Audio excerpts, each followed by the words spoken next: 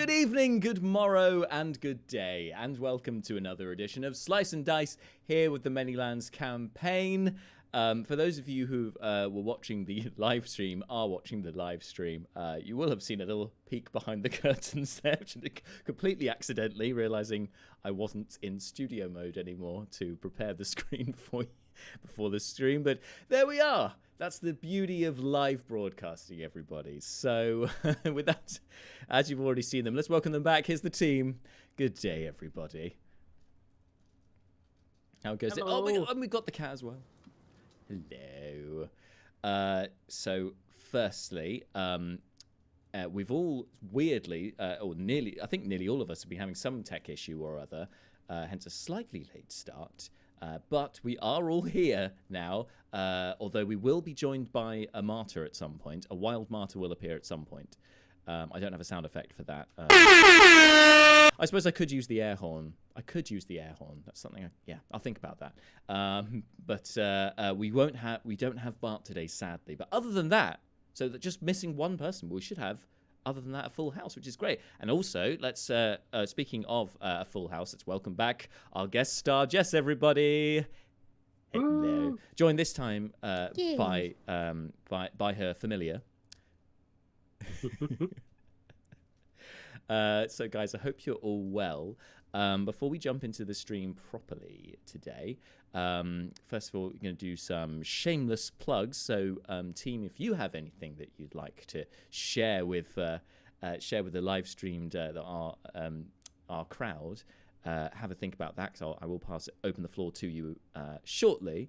First of all, shameless plug. So it was mentioned in our stream, our last stream, which was a couple of weeks ago now, that our own Bart has done his both of his walks, all in aid of Macmillan cancer support. You can still give to his Just Giving page. However, he's still accepting donations. Post a gargantuan effort from his, but I'm sure he'd agree, nothing compared to the effort that the team at Macmillan put in, like, each and every day to the people that they support. And you can give right now on his Just Giving page. There's a link to that on our Twitch page. I think it's one of the first tabs you should see, actually, in the About bit. Just click on that and it will take you to his Just Giving page. Please give generously if you can afford it, of course. Next up, shameless plug. So speaking of scheduling, because we were meant to stream last week and then that didn't happen, there was a post that went out on our social media saying that we'd be streaming today and we'll have another one next week. So we get 2 weeks in a row. Woo, woo, woo, woo. So make sure you join us for that. On the 17th will be our next one, as well as today. Then after that, we'll be going on a late summer break. But we should be back at the end of September. That's the plan at the moment. So today, next week, and then we're off for a month, essentially. So make the most of us while you've got it. I am also planning to release before the end of September one of our recap streams, aka previously in the Manylands, in which I'll be covering sessions 80 up to now session 90. So that'll be a nice sort of welcome back after a month off to kind of recap you on everything that's recently happened in the campaign. So if you're not already doing so, you can be notified about our next streams and the rest of it, obviously by following us here on Twitch, or of course via our social media at slice&d6. Now, speaking of on the Twitch page, shameless plug. Couldn't let this go without announcing. We're giving a massive thank you to Pavel, ladies and gentlemen, who has resubscribed. He's now on a 22-month streak. 22 months. It's absolute madness. He's actually so he's very close to 2 years at this point, which also reflects on how long this campaign's been going. Crazy times. Anyway, okay, so it looks like Angelique's having some tech issues. Luckily, she actually has tech support. She lives with tech support. Her husband is going to figure that out for her. So she should be back momentarily. But anyway, that's all of the shameless plugs from me. Oh, bar one, actually. But before I get into that, does anyone else, guys, have any shameless plugs, any points of order today? No? Okay, no problem. Shameless plug! As you can see from DK's apparel, you can. He's wearing our Slice and Dice t-shirts. Very nice. You can find more merch with our logo on it, as well as other things from the campaign and so forth, all on our merch store. That's our spring store. There's a link to that on our Twitch page if you want to get yourself some nice new threads with a strong hint of nerdiness. Go check it out. There's plenty of collections up there, and see if there's something that takes your fancy. And finally, shameless plug! If you happen to live in the, it's a shameless plug from me, kind of separate from the Slice and Dice stuff. If you happen to be living in the London area and are the sort that are partial to a brain teaser, to games, to pub games, to quizzes, in fact, I am hosting quizzes around London. This Sunday will be the next one at the Faber Fox in Crystal Palace. After that, the next 2 weeks, on a Tuesday, a wild martyr appeared. Just in time. Sorry, Martin. We'll get to you in a second. After that, the next 2 weeks, on Tuesday night from 7 p.m, I will be hosting the pub quiz at the Grove House Tavern. All the quizzes are created by Inquisition Quiz, and yes, it's a pun. It's Inquisition, yeah. Which a friend of mine, Ollie, is one of the sort of founding members of, and it's a really fun quiz. I've done many of them myself, but I really enjoyed this, particularly the multimedia aspect of it. With music rounds, mystery voices, total music chaos, stuff like that. It's really good fun. Fun couple of hours of an evening. So sorry, it's the Faber Fox this Sunday, and then the following Tuesday and the Tuesday after at the Grove House Tavern. Doors are at 7 for the quiz. The quiz actually starts at 8 p.m. for both of those. Tickets are £2.50 a head, and the grand prize, the first prize wins £50 cash. Second prize, bottle of wine. There's also spot prizes to win, free drinks on the night as well. So if you are available and around, come along and say hi. That would be great. It'd be great to catch up in a social setting. But Marty, you have arrived in time to get any shameless plugs in, if you have any. And you know you're a busy sort with plenty of plates spinning. So give us the goss. Oh my God, perfect timing. I guess my shameless plugs. Also, hi. Hi, welcome back. No, I've got 2 shameless plugs. Excellent. So okay. Shameless. I will be I'll be live tomorrow on Streamali's YouTube channel. I've been signing some prints for Five Nights at Freddy's. So I still have a little pile is sitting behind me that I still need to do, and I was like, well, why don't I do that hanging out online? So just come hang out. I'll be 8 p.m. UK time, which is noon Pacific, and you guys can work out everything in between or after. 3 p.m. Eastern. There we go. I've got one. And the other one is I will actually be signing prints live in person. Ooh. For the very first time. I will be at the London Anime and Gaming Con in West London, and come hang out. I'll only be there on the Saturday, this Saturday. I'm not there on Sunday, but yeah, if you're in the area, come check it out. Come hang out. Let's hang. Awesome. Do it. So if you have no plans and you're listening to this stream, you've got your Saturday and your Sunday already figured out. Yeah, exactly. I mean, only there on the Saturday, so do what you want on Sunday. Yeah. Oh yeah, are you doing the quiz on Sunday? I'm doing the quiz on Sunday. Yeah. There you go. Sorted. Fox Quiz, Crystal Palace. Yeah. Done. Go there. Done. There we go. We're doing Weekend. it. Yeah. We've done it. I'm doing a panel at 2:00 on Saturday, so just the hits keep coming. Yes. I right? look forward to you watching this back, Marta, and you'll see that I've tried not to butcher your shameless plugs, but I have tried to fit in the sound effects around it, but occasionally it hasn't quite worked. So. I didn't do it. I didn't say it in a sound effect friendly way. No, not at all. But then you also can't hear it, so it's just me doing it, trying to figure it out. But anyway, that's a little treat for the audience there. Anyway, with that all aside, let's jump in with tonight's session proper, shall we? So, let's dive deep. Hold your breath. Let's dive in to tonight's session of the Manylands campaign here on Slice and Dice.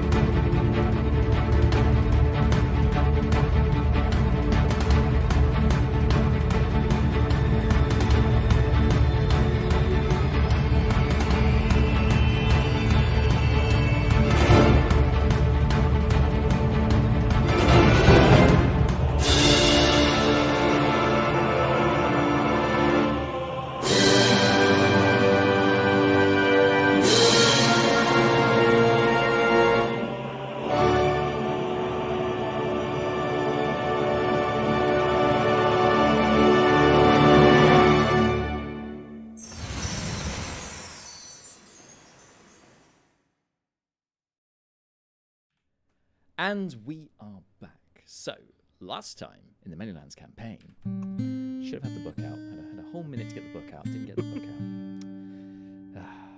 Last time, the group were about to enter the mansion, the Orekstun Manor, as one of the suspects, the heir-apparent, the prince of, or the new prince to the throne, Bidrekt Orekstun of the gold sector. Was not expecting you guys. You hadn't booked an appointment, and that became very clear when Malar knocked on the door and tried to preach the good word about Vestir in an attempt to, in a not so cunning ruse, to try and gain access to the mansion, which Dox, still in her lizard folk form, immediately outed the group about the fact that they are investigating the assassination previous year of the Queen and the Prince, and so wanted to speak to the heir-apparent, the new Prince of the throne, whose we should note is the brother of the Queen, so the brother-in-law of the King, Bidrekt, to question him in regards to this matter, which the kobold butler was pretty cooperative about, and went to ask the Prince Bidrekt about this and see if they could shift about some appointments to accommodate for you guys. But meanwhile, Seth had infiltrated the back door, Team Stealth, Seth, along with his familiar Rallum. They got upstairs while Seth was invisible, which is very handy, as was Rallum. Rallum was not such a good investigator, and Seth wasn't entirely sure what he was looking for.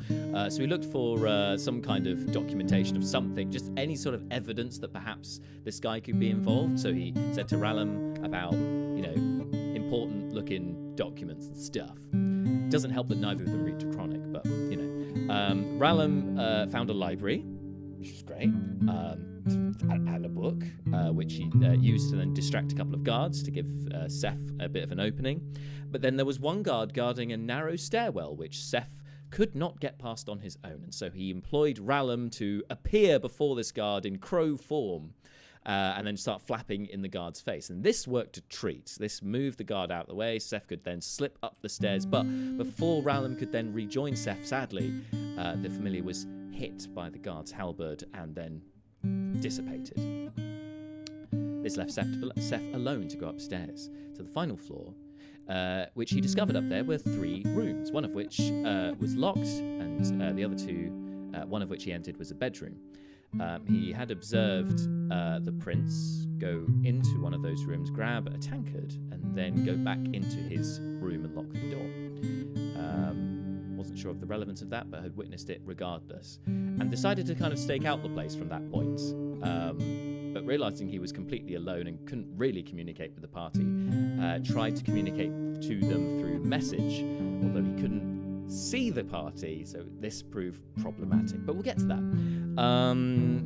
The rest of the group managed to book an appointment to see the prince that evening. He invited them to dinner so that they could discuss matters further. But the impression was distinctly given that they were not welcome before then, even though they are the pit champions, just because it's a very important, busy, important, official with important officially bits to do, which the party were relatively polite about, but then complained that they were hungry. They were then fed. Then one of them, Brina, complained that she needed the toilet. She was allowed to go to the toilet. Rukon got drunk and then claimed he needed to use the bathroom, and then he was kicked out because they thought he was going to be sick. But Brina used this bathroom. This bathroom thing was all a ploy, an elaborate ploy by the brainy gnome wizard to then go into the bathroom and polymorph herself into a rat, but not before getting her own rat friend Nibbles out of her bag. The two of them, now in rat form, could communicate with each other because they're both rats, went upstairs looking for Seth, while the rest of the group were getting pushed out. This was not helped by Dox's attempt at flirting with the guards in lizard folk form, and you have seen this on our social media, or if you haven't already.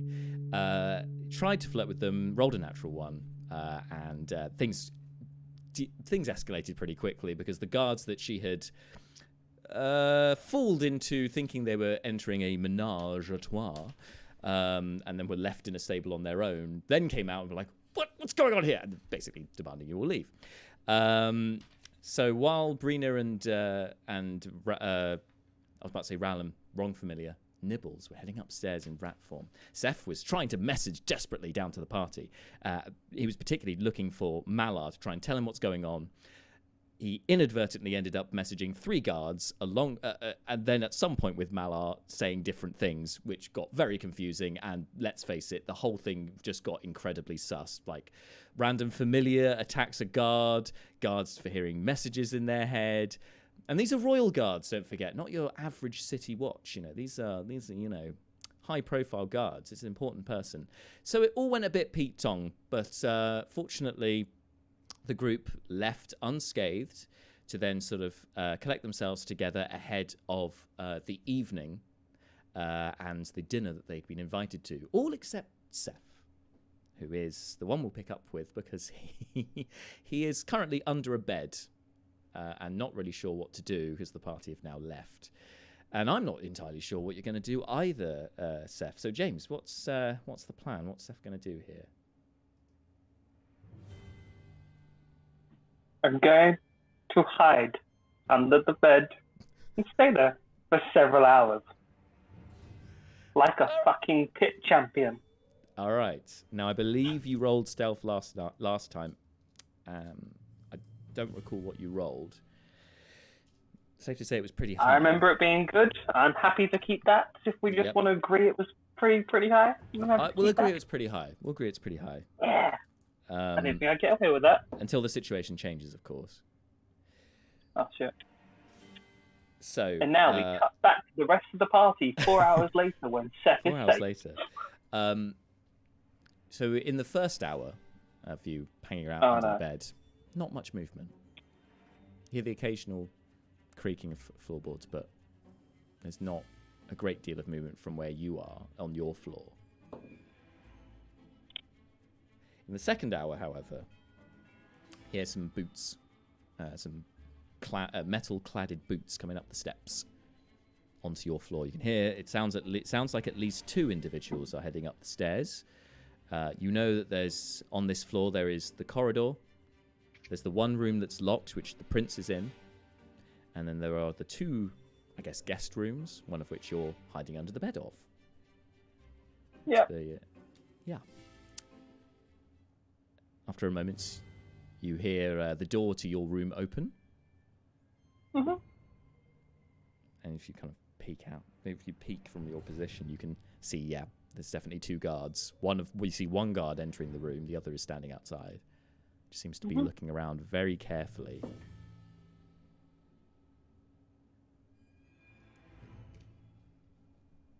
Miraculously, they don't look under the bed. Ah, However, they start like opening the wardrobe and peering around, and after a few moments, you just hear this sort of huff, and then the guard turns on their heels and heads out the door. They leave the door open, notably, but it seems that they're satisfied there's nobody in here for the moment. cool. Cool. You're just like, I'm just gonna wait till they leave. Okay.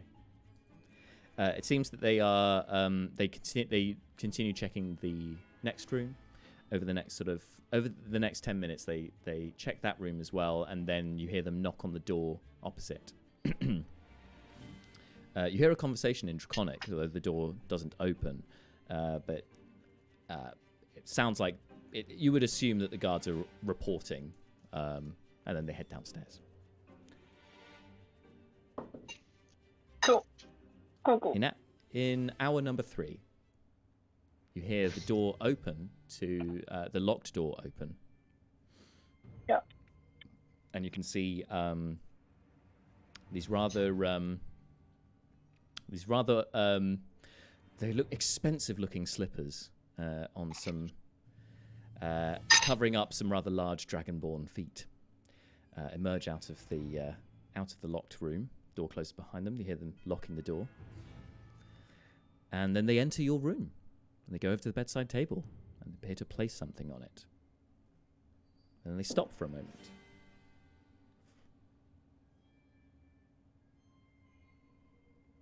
And you can see, just from the feet, that they are sort of pivoting around the spot. Seem to have detected something. But their behavior is a little bit odd in that respect. They don't say anything, however. And then you hear whatever they put down on the table, they then pick up again. Turn around, and they leave the room. And close the door behind them. So he just came in, looked around, put the thing that we think he took earlier down, and then picked it up again and left. Well, he put it down, looked around, then picked it up again. But Yeah. Yes. Oh, okay. Yes. Go. Okay. That's all you've got for the moment, but it would appear make a perception check, because now the door's closed. You've got to have to rely on on listening alone. 17. Let me just check what my modifier is. Perception. 20 overall. 20. So it would appear from the sound that it sounds like that individual has now gone downstairs. It seems you are now alone on this floor. And when he was coming in, did he lock the door as he left? No, he didn't lock your room. To the other office. No, Yes, to the other one office. he did, yes. Okay. Cool. I'm gonna start to come out of bed. Okay. Would you like to make a stealth Yep. check?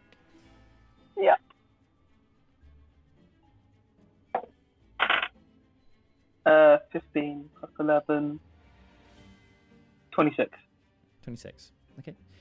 So about just sort of when you heard, just to give you an idea of the time of day, when you heard this individual come into your room, you observed that the light was dwindling. It seemed to be getting towards evening at this point. And that when you carefully remove yourself from under the bed, you can see indeed that it's now dusk outside. From your conversation with Brina, through Nibbles the rat, when she was polymorphed into rat form, you know that they are coming back this evening, the rest of them, for dinner. And so you'd assume that would be sometime around dusk, maybe slightly after. So probably not too long before the others come back. Cool. What would you like to do? So I heard, an hour ago, I heard 2 guards come up, 2 guards went down. Then I've heard him come out the office, lock his door, and proceed downstairs after coming in my room. Yes. So I'm going to go towards his door. With my thieves tool, I'm going to attempt to pick the lock to his room. All right. Make a thieves' tools check, please. So this will be I'm dex going check to plus your use thieves' my tools.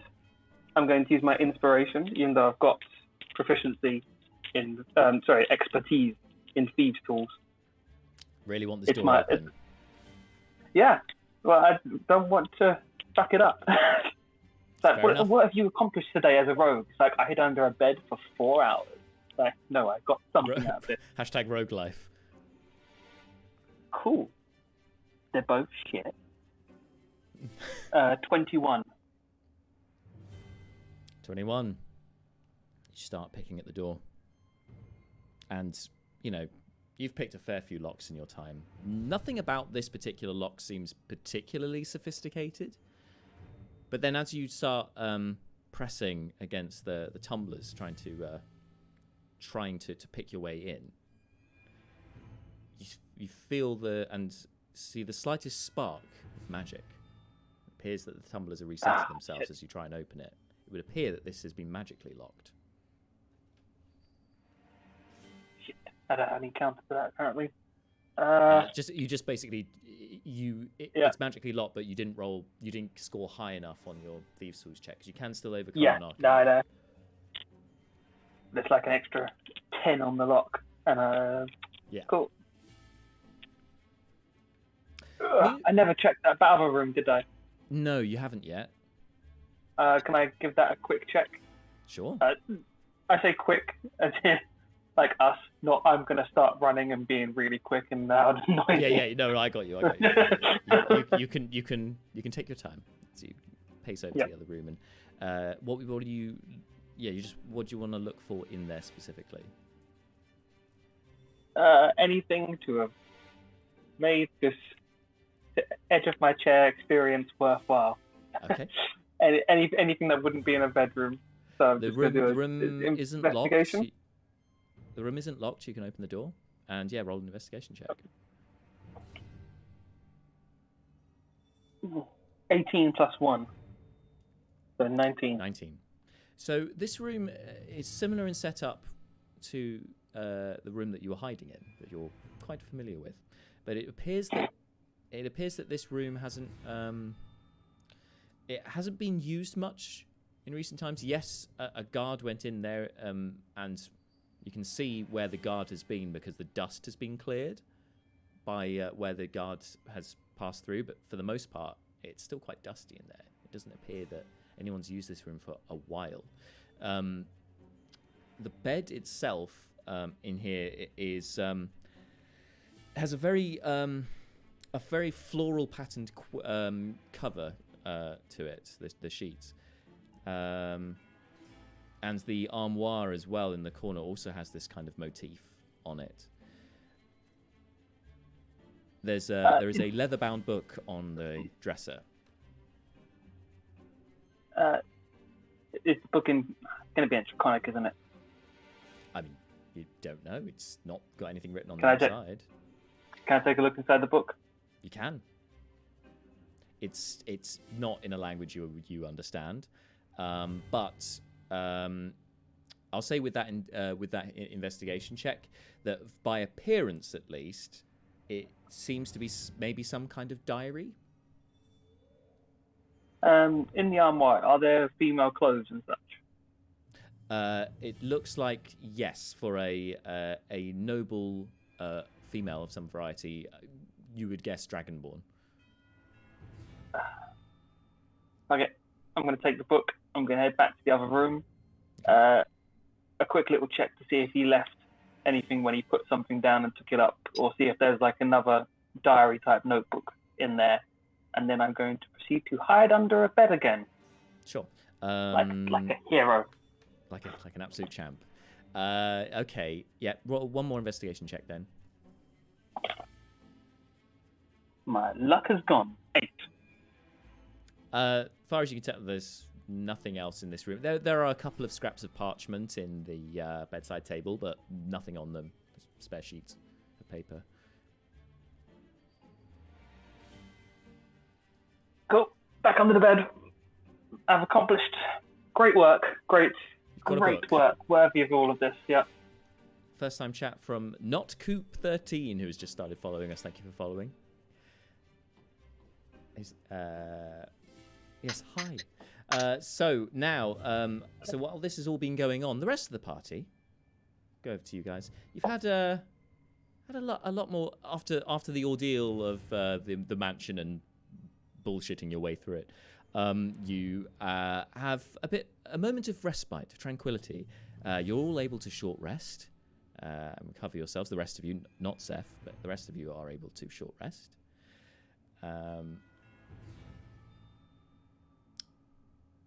What would you like to do before heading back for dinner? You've got sort of an hour or so to kill. If there was anything. Pub?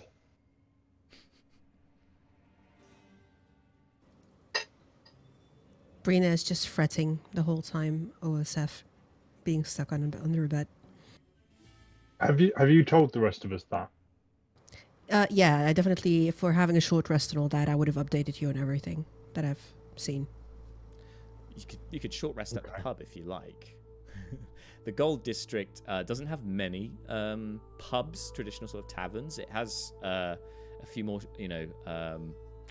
restaurants and whatnot, a couple of bars. But you find a suitable place. But you also are aware that the Gold District is quite a little bit on the pricey side.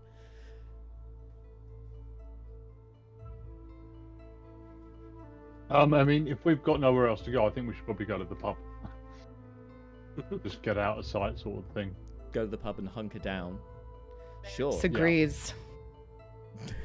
Neris has done a lot of eye rolling and looking. Her eyes are a bit tired, so she needs a drink. All right. So you find a suitable bar where you can have your short rest. I would take off. I would take off the equivalent of 2 gold pieces each to cover drinks and such, because it's not a cheap establishment. While you're there, but this is a useful place, to perhaps get some intel from the locals, if you so chose to, or any other sort of pursuits that you would like to pursue. In the meantime, otherwise we can skip straight ahead to you going back to the back to the mansion for dinner. It's entirely your choice of what you'd like to do. I got no plans. No, everyone all good? Yeah. Task at hand, focused. Yeah. Pub and whatever mischief finds us there. I don't know, pub. All right. So when as dusk settles upon Herthir, you turn and head back to the mansion, to Oryxstone Manor. This time, at the gates, the guards are expecting you. And though they are a bit disgruntled at...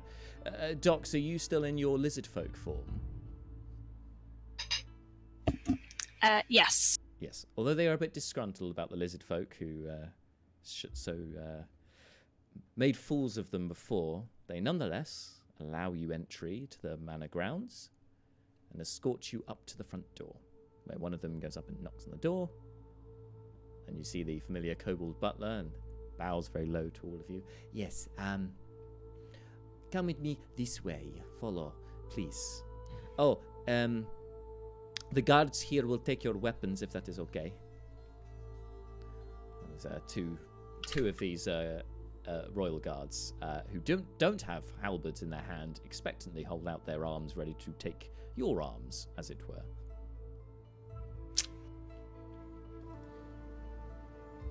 I'll give my quarterstaff, but not my wand. Okay. I obviously give my halberd over. Oh yes, you've got a halberd. It's kind of a bit big to miss. Does Dox have a crossbow as well? Is that my... Yeah, it's also too big to hide. I mean, give that over. There you go. Yeah. Mm-hmm. Okay. Yeah. Okay. Mm-hmm. Okay. Yeah. Leo Bryn? Oh, yes. Patting pockets. weapons. Dagger. I've got a crossbow in here. I don't remember the last time I used that. Anything else you need? The guards just kind of shrug. But the butler just all your weapons, please. It is it is dinner. It is not the place for arms of that kind. Oh yes. Yeah. Oh yes. Well, Nera steps up. Well, that he's searching and just hands over a bow, and then a yes, the bow. dagger, Okay. and another dagger, and then the sword. I feel very Seth right now. So keep yep. Any more? I don't even need them to kill someone. And walks away. The guards just kind of look at each other and then back it towards Neris and then down at the kobold butler who just kind of looks up at them, shrugs. Oh, she's just had a hard day. The kobold butler nods to Brina. I know how she feels. Yeah. She just turns around and goes, "No, you don't." And now she's done. Really?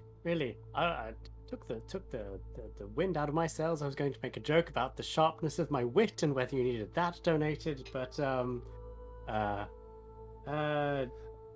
yes, I think you're having a day. He just like withers a little bit, like just decompresses a little bit at that. Malar, are you handing over your staff and whatnot? I think I'm just back down to a mace for whatever reason, your but mace, that goes that's right, over Morningstar type thing. I think it's a mace. and the shield. And the shield, yeah, lovely. Brucon, on the other hand, goes, well, I might just get a little bit of air. I've not been feeling myself since earlier. Yes. So if you see him fiddling with his ear a little bit, just like as if he's like pulling wax out of it or something. There seems to be something in his hand when he pulls out. So you lot, I'll catch up. You know me, I'm rather fast. So if you need me, just let me know. And he goes up to Brina and sort of places the hand that he appears to have something in. He kind of goes to shake your hand with that, and you feel that he places the comrock in your hand.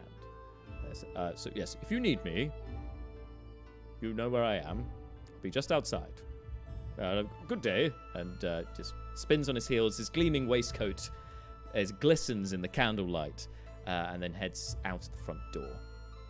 And that neatly gets Bart's character out of the way, but equally, you've got a monk with the boots of speed ready outside if you need him.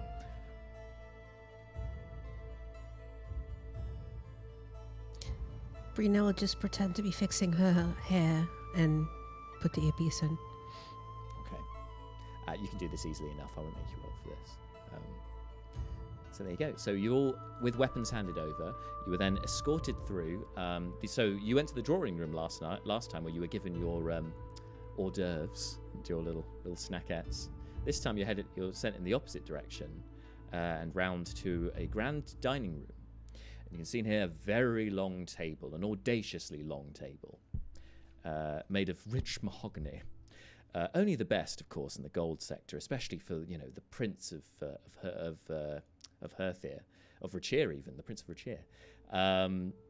There are many adorning the wall are many oil paintings of you can see of a Dragonborn family. You can see that some of these resemble the prince himself, who is now standing. He's just risen from his throne at the head of the table and nods to you all and says, "Please, take a seat on the table here."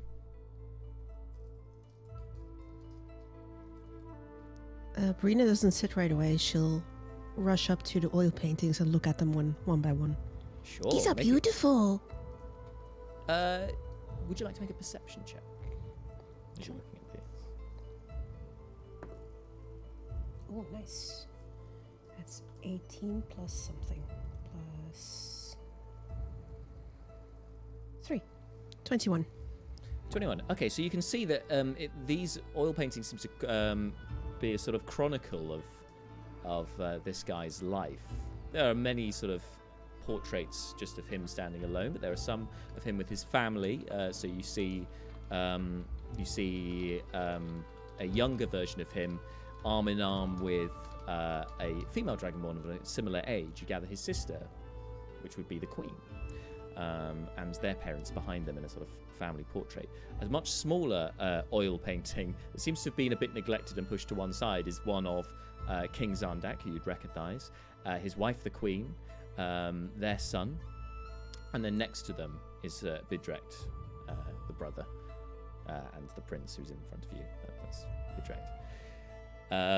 It seems that, yes, the focus in here is very much on the prince himself, and there are sort of references to other characters in here.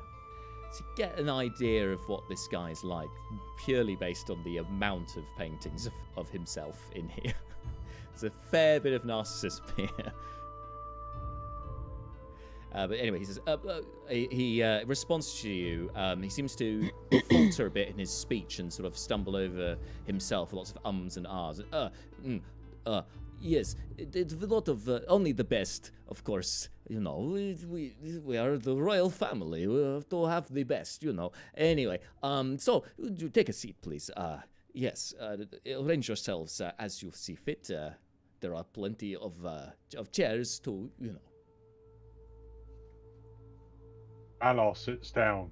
Like, is there food out at the table? There are there's sort of a few fruits on display on nice platters. Yeah, Manor's sat down already. Okay. Is there anywhere particular you'd like to sit along this table? No. Just the one immediately in front of you when you walk in, pretty much. Yeah, he'll probably have enough nous to not sit at the head of the table or wherever this guy was sitting, but yeah, anywhere else is fine. I'll say that you sit pretty much slap bang on the one that's right by the entrance to the dining room. It's because the first chair you see to sit there, that's kind of in the middle of the table. How about the rest of you, though? Are you taking seats, or are you wandering about the room as Brina is and looking at things, or...? I take a seat, but it's as far away from the heir-apparent as I possibly can. You could sit at the other end of the table. No. Not.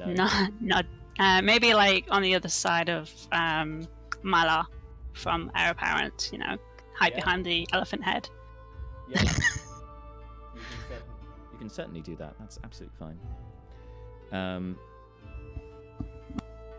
Of course. So that's two of you on one side of the table. Leobrin, as a courtier, you know that there are social politics involved in seat placement. Anywhere particularly... Take the most politic position. The most politically appropriate position. I look at the little cardboard folded thing with my name on. Make a politicking check. Politicking check. This will be a... let's make it an insight check. Alright. Wish I hadn't made Leah so clueless. 4 on the die plus 3 is 7. 7, alright. Well, don't want to be rude to your host, so you put yourself on the opposite side of the table to Dox and Malar, and kind of position yourself up towards your host, but not too close as to be invasive, but you know, relatively close, relatively high up the table. Leaving Neris and Brina to take their seats. I don't quite have a visual as to where, but basically, Would you I don't like know. a visual? I mean, if you have one. I actually do have a visual. Hang on. Oh my. Moment. Oh my, so prepared. Here we go. There we go. Ooh, almost there. Yeah, we got it. So you can see where everyone else has positioned themselves so far. It's just Sort of. Brina and yourself. Bit of an overview there. There we go. That's too far. But you get an idea. I'll sit across from Malor. Yeah, that's fine. He might, keep any murderous impulses in check. Must take the weapons off the minis, Carl. So aggressive.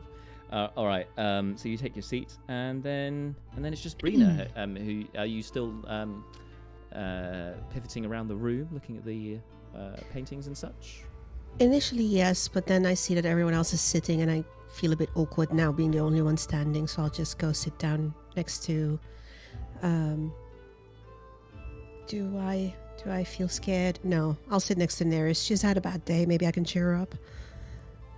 That works so well. Yeah, I seem to remember from last time that you're slow. You like baby always steps, turn her trying into a to gorilla break again. through to Daenerys, yeah. After you turned her into a giant ape, yeah. Yep. Baby steps, just seeing, yeah. Okay, and you take. Yeah. Your seat. I forgot about that. So Neris looks at that, gets up and moves over to, what was it, another seat over? Is that their room? There you go. Yep. You just move further up the table. Ooh, the shade. Okay, you do Brina's this. kind of muttering under her breath, "You had plenty of fun as an ape," and sits down. It's agonizing for the rest of you as you see Brina kind of struggles to get up into her seat a little bit, given her relative height compared to the Dragonborn standard. So she's, about half the height. And then even more awkward still is this slow of the wood against the polished stone floor as Neris very deliberately gets up and then pulls out a different chair and sits down and then pushes that one in. All of this happens while Bidrekt is standing at the head of the table. Now, I gave the description last time to Seth, but the rest of you wouldn't have seen him. So this individual has a few golden scales across his brow. Otherwise, has a more sort of what are the colours I'm thinking of? The colour of bricks. There's a good. It slipped my mind completely what that colour is. But yes, terracotta. Sienna. Burnt sienna. All right, out of the Dulux catalogue. Thank you for that. I like that. He's still standing, and he's kind of jutting his chin out with an immaculately groomed beard, just a chin beard, and observes all of you and sort of furrows the brow. He's got very expensive-looking silken robes on. And observes you all sitting down before he's sat down, which is most unsightly. Clearly is displeased about this, but nonetheless shrugs it off and then takes his seat and he clicks his fingers. The butler disappears from the room, and moments later your first course is delivered to the table. This appears to be some small fish, lightly seasoned, and seafood and such, platters of which are posted up and down the table. Wine is also poured for all of you.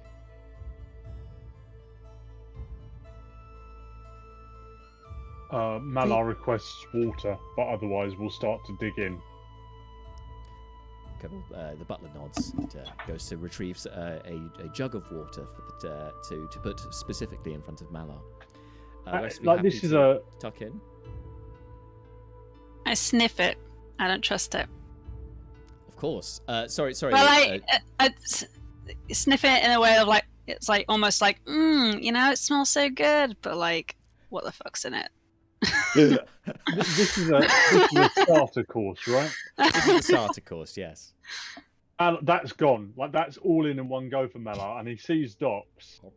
He just sort of leans over. He's like, "Oh, are you eating that?" I hand it to Malar. The trunk just. Oh. I Well, wonder if poison or it's not. poisoned. Mala, you have mine. Oh, thank you, Mr. Delbrin. Oh wait, no. Wait, what? You go. Oh, he was doing an impression of Docs, but Oh. I mean, this is canon. If you would like, you can get up and go up to Leo Brit, who's further down the table. No. Okay. Not at all. That's too silly. It's too silly. All right. Physically too far away. Yeah, that's fair. It's not within arm's reach. That seems fair. So as you guys are, some of you starting to tuck in to the first course, Seth, you are aware that the party has arrived. In fact, you can see. Well, no, you can't see. You're under the bed. But you're aware of the commotion. You could extricate yourself from the bed if you wanted to. Cool. I will leave the bed and I will cast invisibility on myself. All right. So looking out the window as you get up, you can just about make out from sort of one of the street lights, as it were, the street torches. You can see a figure looking very much like Brucon hanging around just outside the gate.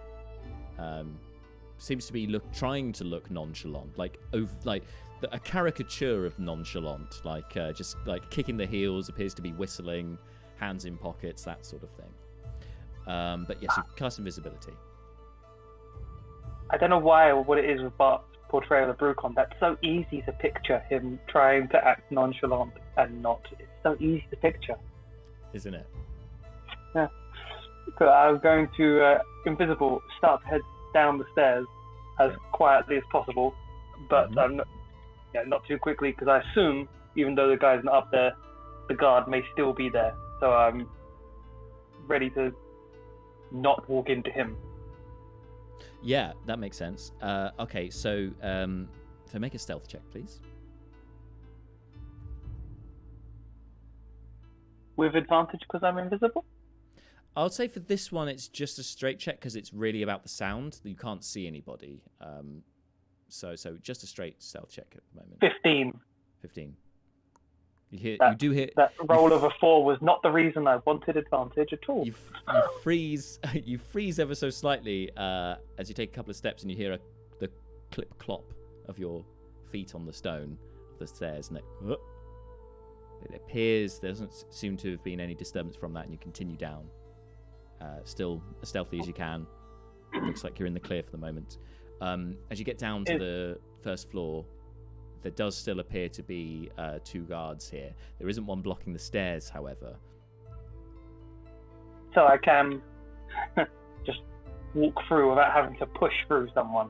You can. Now, I would say if you continue on, you could make stealth checks with advantage because, not because being invisible is beneficial here. Cool. Then I will attempt to walk past. I was mainly worried about the guy who I couldn't even squeeze past before, still blocking the way. But if it's just 2 to the side, I shall roll, and that is better. 29. 29. God bless advantage. All right, they don't seem to notice you as you slip by them. Are you heading downstairs, or are you investigating up here? I investigated on the way up and couldn't find much because it was just most of the library with books in Draconic and not many other rooms, but I couldn't get into the room, so I don't think I've got anything really to search for. So I'm going to head back downstairs towards the party. All right. And kind of I've got a lot of time left on invisibility, so gonna be a fly on the wall for a little bit. Okay. Cool. All right, so we'll catch up with Seth, but meanwhile, back downstairs. It appears most of you, and by most of you I mean Malar, have finished their first course. Are the rest of you partaking in eating, or are you withholding? Leo is, yep. Oh, Brina definitely is. She remembers the spices. It's very tasty food. Neris? She's just kind of absent-mindedly tucks in, doesn't really she's listening to she's paying attention to what's happening, but she's not drawing attention to herself at this point in time. Sure thing. So kind of picking at it absent-mindedly. But anyway, after a few more minutes, your plates are cleared, as are the platters. And moments later, the next course is brought out. A large wild boar is placed at the center of the table, roasted suckling pig.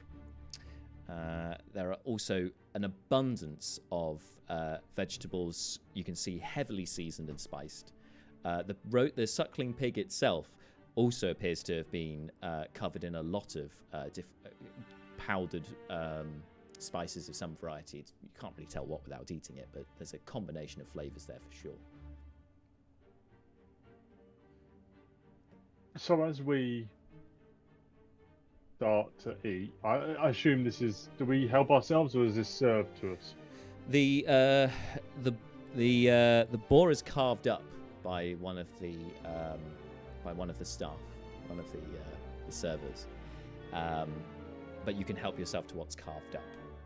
Yeah, sure. It's also notable at this point that you've had your first course, and now the second course has come out, and you're starting to help yourself to this, and not a word has been spoken this entire time. Yeah. I was just going to ask, did he say anything at all? That's a no. Dead silence so far. Not even just eating somberly. As Malar is sort of filling his plate, he'll I suppose I should mention our reason for calling it this most sociable hour, and then picks up. Yes. We have been I don't know, you may say that we have been tasked, and I sort of hold up my magic emblem, like my holy symbol, as if to say, God has asked us to do this. We have been tasked to get to the end of this terrible nonsense to do with the assassination of the royal family. I was just, we were just curious as to what your thoughts and feelings on such matters were. Malar is the entire duration he's been saying that, Malar's just been pouring most of a gravy jug onto his plate of food. Yeah. Obviously, not in Burekrin, it's a slightly different cuisine here, so you're actually pouring a load of yogurt onto your... But that's fine. You might need it for the spice. Make a persuasion check, please, Malar. Yeah, sure. Persuasion. Okay, fine. Oh, 18. 18. Wow, with your charisma, that's impressive.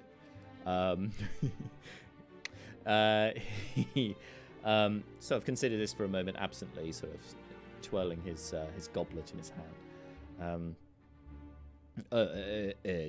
Yes, it was most a tragic business. I apologize that you have been caught up in all of this, but he takes a large swig of his drink. The death of my sister was very hard for all of Clan Orkstun and for the king as well. And of course the prince before his time. I don't think that they were the target yet. They were the victims of this matter, along with some a bodyguard of some kind. I don't know. It just kind of bats away this comment. It doesn't really think too hard about who the other one was who died. So two things. Number one, is he lying? And I'll roll for that now. Insight, is that all right? Yes, yeah, you want some insight, sure. You go. 15, and then I'll let you. I was just gonna say that, like, she's like squeezing the table a little bit because, like, just hearing him speak is just like nails on a chalkboard for her. Yeah, he kind of represents everything you stand against, really. So, yeah, it's not easy. So, sorry, your insight check, Malar. 15. 15. Doesn't appear to be being dishonest in what he's saying. There is the only thing I would say with the 15 that you get is that he appears to be feigning more emotion than perhaps he is actually feeling. Like he's trying to convey more, like he's more upset about it than he is. Acting restrained, but yeah. I guess Malar would want to ask a follow-up question, actually, like, what do you mean by that statement? Not the intended target. And who was the other person that fell victim? Well, I couldn't possibly. What I mean was that the intended target would have presumably have been the king, the head of the state, to disrupt and destabilize Rachir, to go after the king. Yes, it was there was a long investigation, and it is believed that it was spies from Burekrin that were behind this assassination. Inside check. Sure, you make an insight check.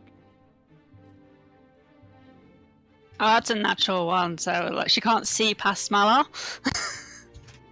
I mean, your judgment is completely clouded by just the ire that you have for this guy, and every time you hear him speak, it riles you more, and you can feel the blood boiling inside your lizard folk form currently.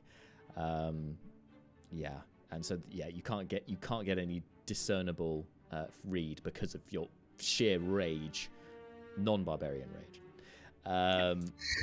The other one you spoke of was the king's bodyguard. I've got to admit the details are cloudy on to me. How did the bodyguard come to pass? What was the vector?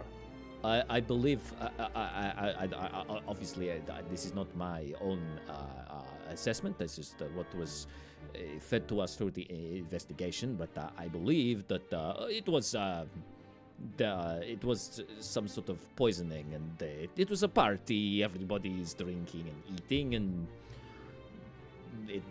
maybe whatever was laced with the poison was not given to the correct target, and so the wrong people were paid the price.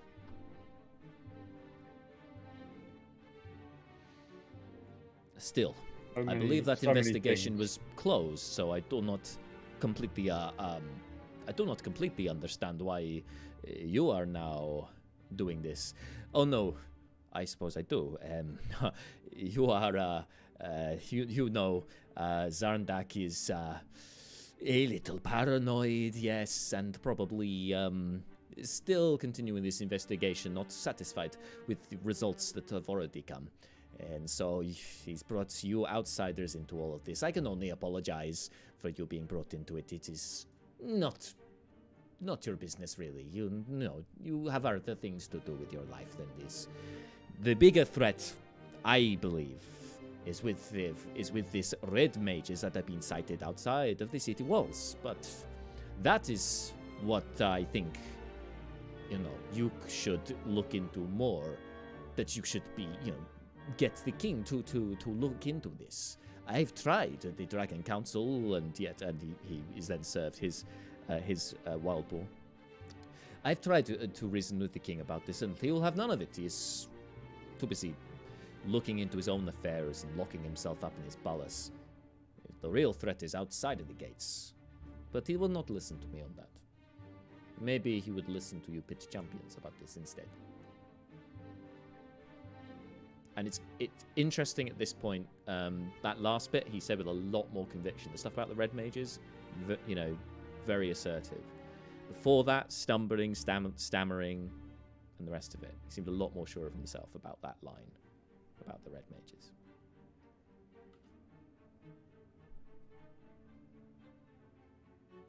I don't want to monopolise the airtime, so if other people have got stuff to ask.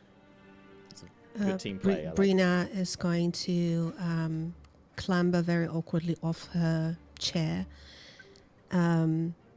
walk around the table over to Mala's side. Mala, could you give me some water? The spices are kind of fiery. Oh, of course. And we'll pour a glass of water for Brina, or a goblet, or whatever it is. Mm-hmm. Yeah, and as he is handing me that, I'll whisper to him, I could do my thing. I don't trust him. At this point, Seth, you, invisible, have now entered the room. And you can see that there are... you noticed on the way in that there are guards posted outside along the corridor. There are two sort of flanking the door as you enter inside the room, and there are another two opposite them on the opposite side of the room. You're now in play. While they're having dinner and talking, I'm kind of just gonna patrol, see if people are planning to ambush them from the sides and such like that. Just making sure that the guards aren't doing anything nefarious in the background. Sure. Make a stealth check for me, please, with advantage. My favorite words. 26. 26. Okay, you can put yourself into an advantageous position pretty quietly, and then you can make a perception check as you're keeping an eye out. Perception +3. Oh, that's not bad. 19 overall. 19. All right. So yeah, you're keeping an eye out. The guards don't seem to have moved so far, but you do observe their weaponry. So the two outside in the hallway have halberds, as is tradition. The two flanking the doors have spears and shields, and the two on opposite them have you see long swords at their belts and crossbows at their backs. Anyone look like they're being evil and plotting stuff? They are unmoving currently. Just keeping an eye out, watching everyone's back, just being like room next to it, just keeping an eye on the guards, making sure shit's not going to go down, and if it does, that we know and we instigate. The only person that you see being a little bit shifty at this point is Brina, as she leans over to Malar and has her little whispering conversation. She's always been a shady character. Sorry, that was a segueing back to Brina then. So you've said to Malar about you could do the thing. What are you doing? I'm just waiting to see what Malar says, if I should or not. Oh, sorry, Malar. Malar will give Brina a nod, just a subtle nod. All right. She then walks back with her goblet, puts it on the table, kind of makes a whole show of clambering back on the chair. Okay. So, Mr. Heir-apparent, you don't sound very broken up about your sister, so I'd like you to tell me the truth, please, and I cast Stone of Truth. All right. Okay. You'd have to. Just got real. You'd have to move down to be within range, to have him within range, right? Because it's emitted from the wand, isn't it? Rather than pointing at a thing. What I mean is that the Zone of Truth is cast it emanates from the wand, I believe. So you'd have to move up the table to then cast it, because at the moment you're too far away from him. It's got a. It's a 60-foot range and a 15-foot sphere, I believe. Yeah. Yeah, Sorry, I can it's been cast a it while. at any point within. Yeah, any Oh, point okay. within 60 feet. Oh, sorry, it's been a little while. Yeah, no problem. You can do that then. You can cast it down the table and catch him in the Zone of Truth. Sorry, what was the radius of the sphere? 15. 15 feet. 15 feet. All right. That will catch Leoberon as well, but Secrets revealed. it's the save. It's charisma save. Is that right? Yes, charisma 18. Okay. All right. He succeeds. He succeeds as he feels the effect coming over. He kind of shakes his head, and he looks over to the guards and says,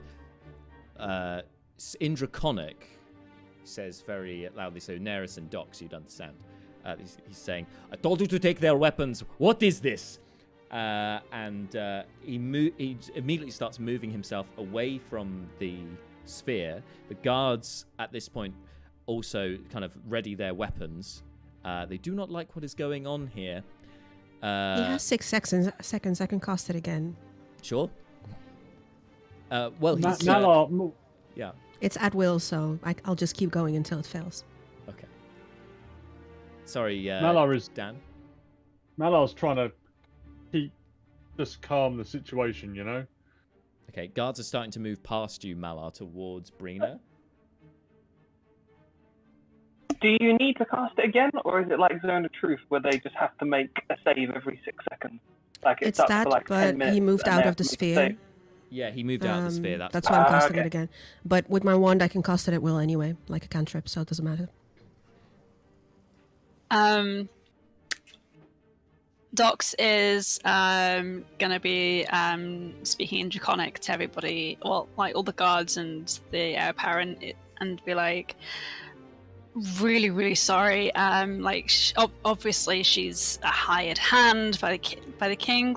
Like she doesn't know like what's good and what's bad here, what she's meant to be doing at dinner party. Like she's just doing what she's been told by the king, and just to find the truth, you know. Okay, make a persuasion check. Meanwhile, he will. You've cast it again, haven't you, Brina? So It's a 19. 19. All right. The guards waver from immediately grabbing Brina, but one of them moves defensively in front of Bidrekt, and both he and Bidrekt fail the save this time. But he keeps moving, and you then see Seth. So as this is all starting to happen, Seth, you see as Bidrekt is inching towards the door. He's at the doorway. He's looking to get out the room. He looks up. He looks at you. You're invisible, but he's looking at you, and he says, and he then sort of with panic in his eyes, like turns to the guards and says, "Seize them! Seize her! Seize him!" And then points over to you, saying, "Seize him!" And then starts leaving the room. Everyone's going to have to roll initiative. Question. Yes. Question. Is there a door that he's going through, like a closable door? It's not a closable door, unfortunately. It's just a big archway. Okay, damn it. At this point, everyone needs to roll initiative. And sorry, I was going to use Mage Hand, darling, and throw something in his way or close the door. Oh, I thought you could... I was thinking Momentarily. thaumaturgy, weirdly, but yeah, you don't have. That. I don't have that. No, that's It's not violent enough. It's creepy enough. All right, let's change the music. We're getting into combat time. Well, possibly combat. It's certainly an encounter. All right, initiative for everybody. And I'm going to change the camera too, and I'm going to move myself into position because I think I can. I've got this set up so that I can move myself over there as well, and you'll still be able to hear me. Watch me fail to remember how to play. Well, it has been a little. It's been a hot minute, so don't worry. All right. Okay, I think that's there. Right.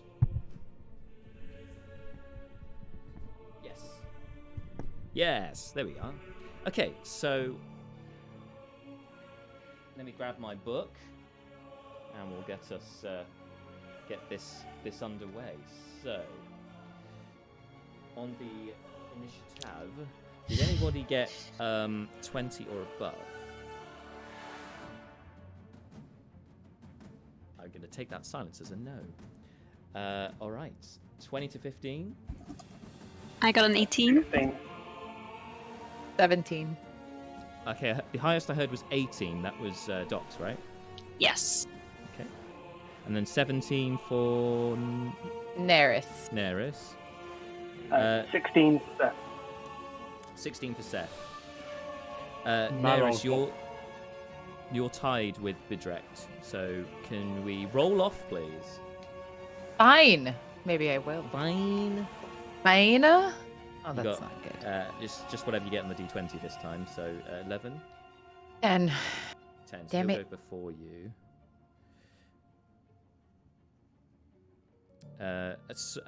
Sorry, Dan. I think you were about to say something. 15 for Malar. 15 for Malar, thank you. Oh, guys, all closely bunched together. That's nice. I think that just leaves the guards and Brina.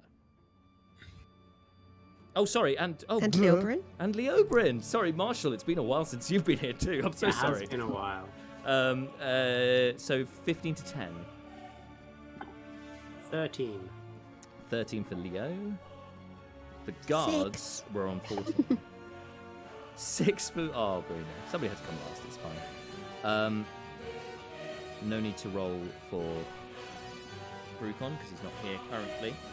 If you did want to employ a Brucon, I have his stats and stuff available, but it's up to you when that happens. For now, top of the round is Docs. So the situation is thusly: you see Bidrekt is moving to the exit just here. Yeah. And you are you're quite close to him actually. There's 5 feet between you. So sorry, you're 10 feet from him.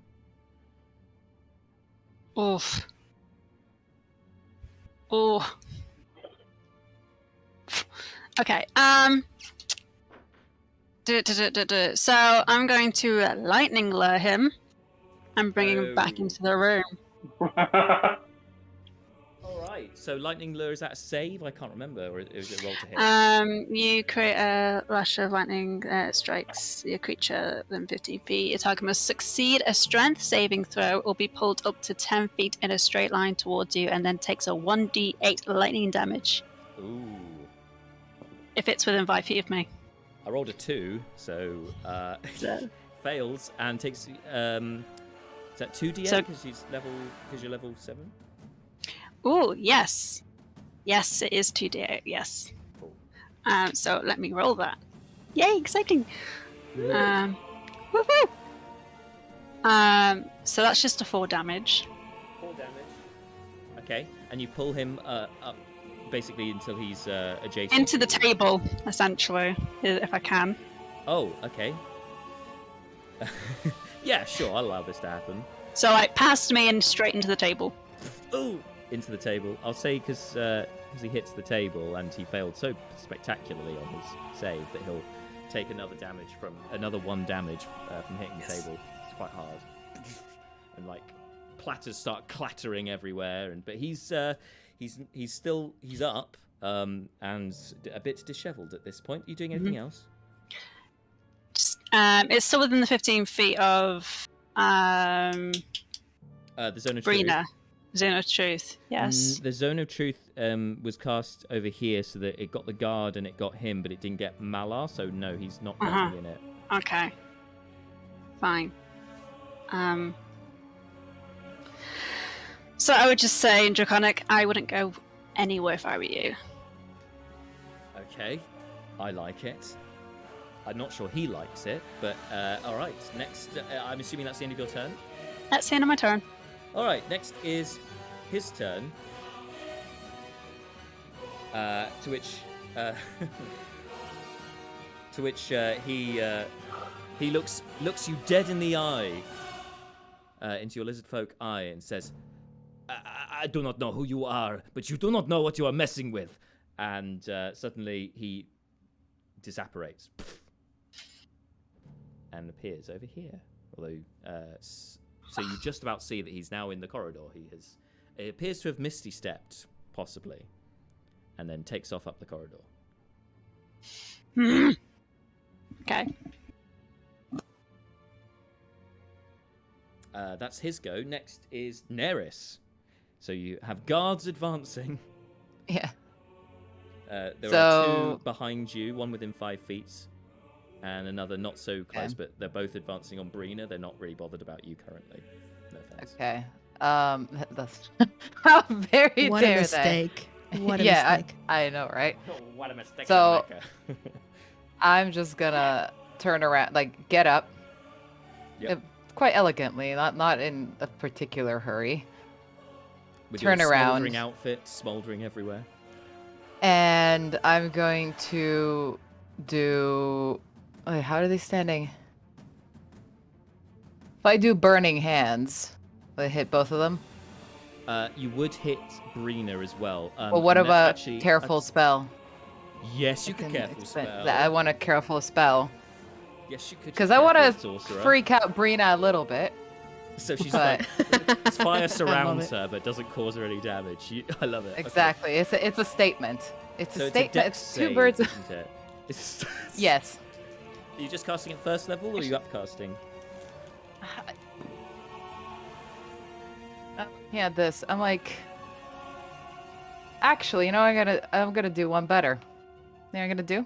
I'm gonna do you one better. Yeah, go ahead. Again, as our Scorcher, 4th level, or 2nd level of the spell, so 4th level spell. Okay, so you're gonna go here and. Sorry, if do you allow me straight to line. change. Yeah, no, that's fine. So- Yes, I'm going to sidestep and just go whoosh, because it's 2 rows, right? It's 30 yeah, feet. Yeah. It's a 30 foot. It's a 5 foot line, 30 feet long, so you can get both 2 of them. That's Yeah. fine. Okay. There you go. So is it a dex save still? Or Do a I different need? kind of save? Yes, it's a dex save. 15 15. to save. 1 fails, 1 succeeds. The one immediately in front of you fails. The one further along Excellent. succeeds. And it's what? 5. Sorry, I'm trying to remember. Bear with me, guys. 5d8 damage. Okay, so it'll be halved for the success boy. So just roll it. Let me know what you Yeah. get. Okay, I'm gonna trying to double up. I haven't. These are almost dusty if they weren't in their little boxes. Yeah, so that's at all right. So that's 9. And plus, that's 14. And then one more. Plus 8. So Nice. 22. was that 22? Thank you for maths. Thank you, math maths. support. Thank you for math support. Thank you, Matt. You're welcome. All right. So this one gets scorched pretty badly. This one shrugs it off, not so badly affected by it. Is he standing? I'm standing right next to him, so so I'm on fire too because I cast a fire spell. That's right. So another, was it the Is it on 1d4? Yeah, but is that on their turn or on your turn? I can't remember. I can't remember either. It was so You know what? long Let's ago. you know what? Let's just say that it's on their turn. That would make sense. Okay, cool. Whatever Whatever turn. you decree. That will also apply to Brina, but we'll get to that. Sorry. We'll get to that. What applies to me? Sorry. You'll take some fire damage on your turn. A 1d4. That's But fine. we'll sort I'm that. on fire. We'll sort that. So you doing anything else with your turn, Neris? Oh, You- somebody's trying to remind. Also, did you add extra damage for your level 6 feature? I don't. Oh, that's understand. right. I don't know what that means. Because you're a draconic sorcerer, when you chose a red dragon, right? If you at level 6, I think you can spend sorcery points to then. No, it cause- just gets done. So if she does damage, it adds her charisma, I charisma think. So I modifier. think she adds +4 to the damage of the attack. Okay. I just looked this up one hot second. That's, Because it's quite that's- warm. Elemental affinity fire. Yes, there it is. You can add your charisma modifier to 1 damage roll of that spell. At the same time, you can spend a sorcery point to gain resistance to that type of damage for an hour. So cool. So you can add your charisma modifier, which is 3, I think it is. 4. at the moment? 4. Oh, sorry, 4, darling. 4. 4, darling. Yes, of 4, course, darling. 4. So you can add those to one of the damage rolls. So I that'll mean, make the total 26 excellent. / 13 for the one who succeeded. Cool. Do you want to move at all? You have moved a bit. Getting up from your chair, I would say difficult. So let's say that's double movement to get up, get out of your chair, and get to there. How much so do I have still left? Got 20 feet. Well, I'll move. I'll do that. I'll move back. I think. Okay. As you move back, he will take a swing with his sword at you. But it does have the added benefit of you can move away from Brina so she won't take fire damage. You will need to keep moving though, so you don't cause Leo fire damage. But yeah. Yes. Sorry, bro. You've got the 2 squishies next to you while you're on fire. Collateral damage. The rough will get singed. Can fix it. All right. To hit.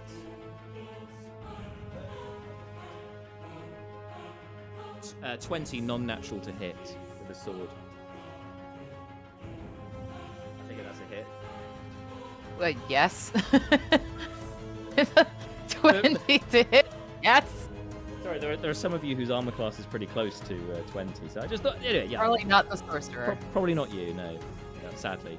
So you take 7 points of slashing damage as he wheels round with a sword and hacks you across as you try to move back. You've still got 15 feet of movement, though. So I'll use all that movement to get some distance. Just go back. Cool. That puts you. That means you won't set fire to the ogre either. That's very nice. Exactly. All good. And that's the end of your turn. Next up is Seth. Invisible in the corner, in the bottom corner of the room. Cool. So he 100% looked at me, saw me, told them to get me. Yes. Cool. This doesn't seem like we were planning his assassination at all. Cool. How? I want to attack. I don't want to. You've got a guard be with their back killing to you them. here. Cool. I'll just. I'll draw my scimitar of speed. Okay. I'll go for a Yeah, normal first attack on him, so it'll be non-lethal, so I can't use my cantrip. Okay. So So you're gonna sneak attack him, non-lethal. So you're gonna like. Hit him yeah, with but the... I can't. Yes, I can't. Can't use cantrip for non-lethal. Yeah. So you're gonna hit him with the butt of the scimitar. Yeah. Cool. So 22. 22 hits. Yeah, he can't see you So as well. Has this guy been hit by? Okay, then I'll add sneak attack damage to it then. Oh my god, it's been so long. How many dice do I have? You're level 7, so it should be 4d6, and it's remember. It's 5 rogue, so 3d6. Oh yeah, 5 rogues. Sorry, yes, 3d6. And you're using the butt of the sword, so it'd be a d4 rather than the usual d6 for a scimitar. Yep. Ooh, that was great. 10. Hang on, maths is failing me. 18 plus 7. 25. 25 damage. With that, poof. Seth reappears in the room before everyone, having just hit a guard. You hit him on the bonce with the back of his sword, and it's a scimitar of speed, so you could bonus action too, right? Can I bonus action and it be non-lethal? Because I'm still not using a cantrip and such. Cool. Yeah. So I will bonus action attack, and not on the unconscious guy. I will move to the next guy available. What unconscious guy? He's still awake. You only did 25 damage. He's still up. Oh, sorry. I thought you said I thought you went down. Sorry about that. No, you hit him on the attack him head, again, but then. he's still up. Sorry. I'll hit him These are again. Royal Guards. Come on. 27. 27 will hit. Yes. And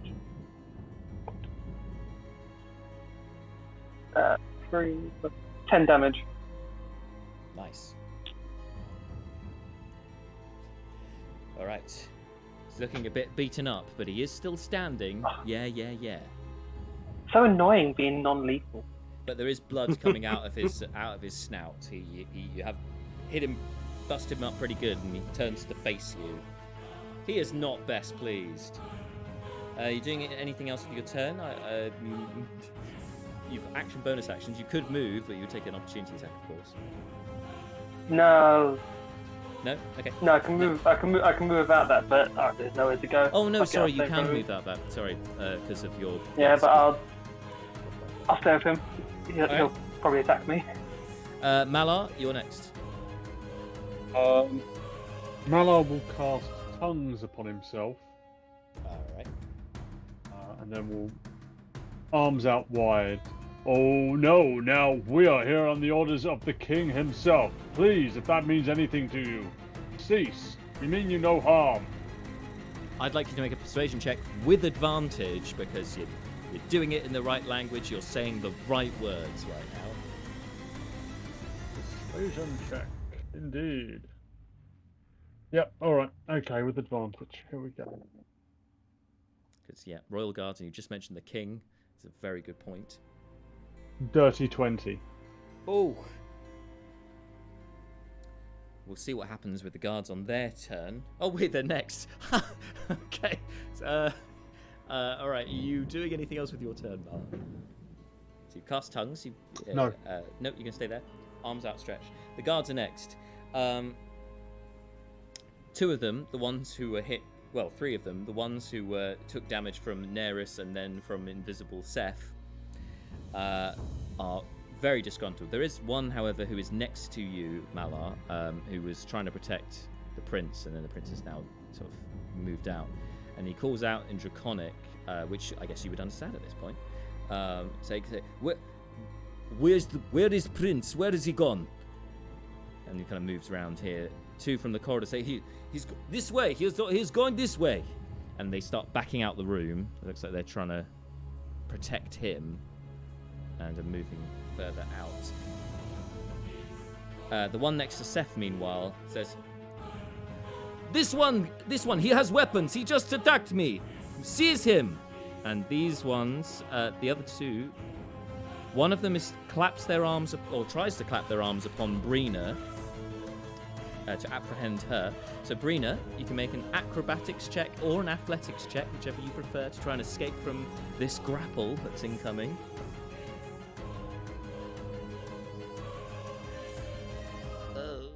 You can't see my face right now. They're both terrible. Acrobatics is slightly less terrible. Yeah. 17 on the die, -1, 16. I also got 17 on the die, which makes it 24. Yep. Claps hands on your shoulder. You're not going anywhere. You are stuck in that chair.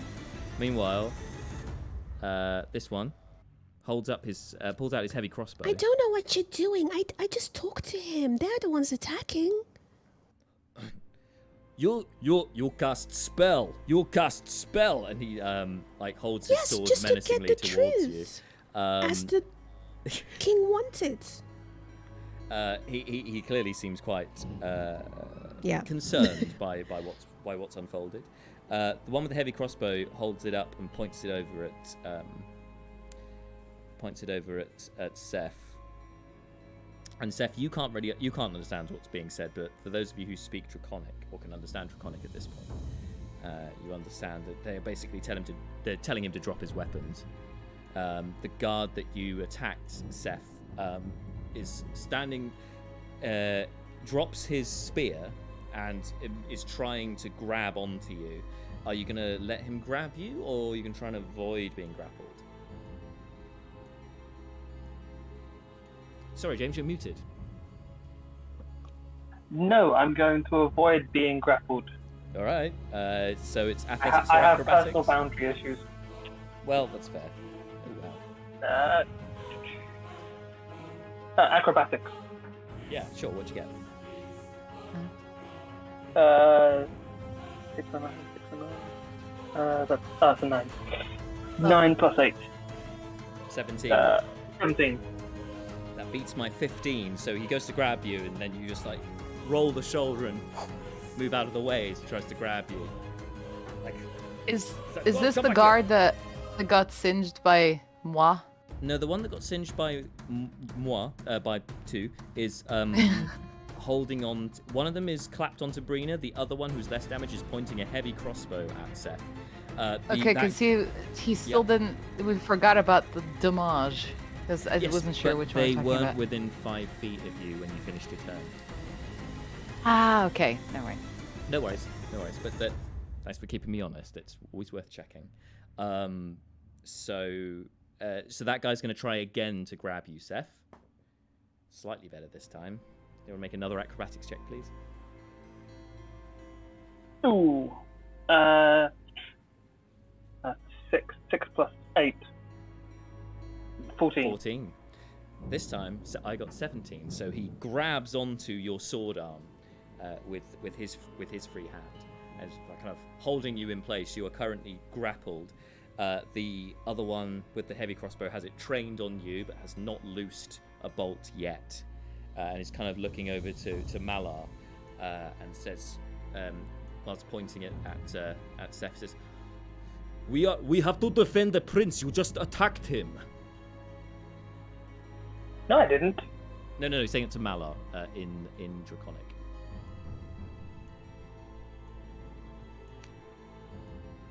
Malar? Any response? Oh, I get to respond. You can respond, yeah. Oh, please! It is just a simple divination spell. Just something to determine the truth. Please, if you intercept the prince, we will mean him no harm. We will not touch him any further. Please, you can check it with the king.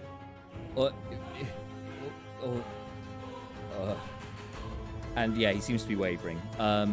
The three who have moved past into the corridor seem to be backing off and seem to be, heading in the same direction as wherever the prince is going. That's the end of their turn. So next would be Leo.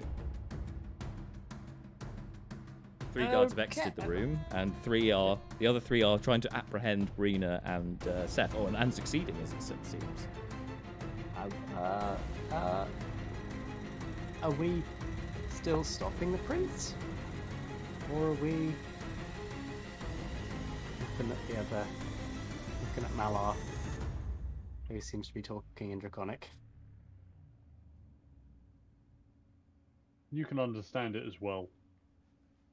Oh, can I? Yeah, tongues. Oh yeah, he's using tongues, yeah. So when he Anybody speaks, can everyone can understand understand him. You can't understand nice. the guards. I know but you your can side. understand I him. don't understand the guards, yeah. Yeah. Are we stopping chasing the prince? You can respond, Mala. Just proceed with caution, Mr. Leobrin. Just show them you mean no ill will. So just for future reference, I'd say that with short conversations like this, you guys can talk to each other. It doesn't have to be on your turn. I'll only jump in if it's getting excessive. Otherwise, it's going to be a bit one-sided, the conversation. Yeah. Don't know whether to stop the prince or let the guards talk it out. Stop the prince.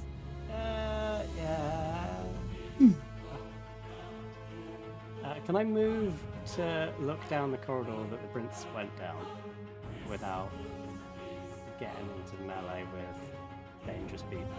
Actually, yes, you can, because this side has been completely cleared of guards. Ace. Can I move 1, over to 2, look down the corridor? 4, 5. Your normal movement will get you there next to Malar, which means you can't poke your head into the corridor from here. You could dash if you wanted to get a better look, or other means if you have other means. If I want to heal casters,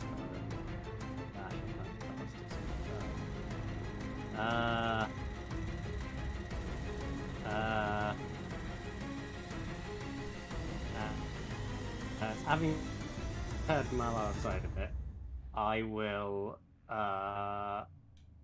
do Druidcraft and produce a small, shower of petals and go harmless. I don't know what that is in Draconic, but harmless. Have some inspiration, Leo. I love it. That. Pooh. And petals appear all around you, presumably in the traditional Leobrin magic colour. Nice pinky purpley colour. Yes. Best. Like a fuchsia. Okay, cool. Yeah, we can do that. After Leo, More pink than purple pink. more pink then. Yeah.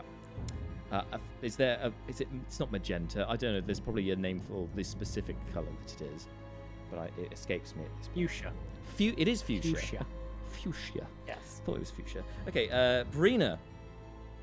It's your turn next, and you've just had a guard clap your shoulder. So I should say that with the Comrock that you now have, you are able to cast message with it. Oh, okay.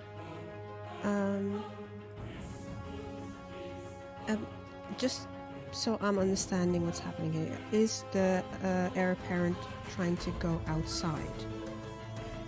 He's. You don't know if he's going outside, but he certainly has bugged out of the dining room and has now gone into the corridor He's not heading in in my the line of sight, direction, is he? not in your line of sight, heading towards the main waiting area, as in the sort of the main entrance area with the grand staircase upstairs.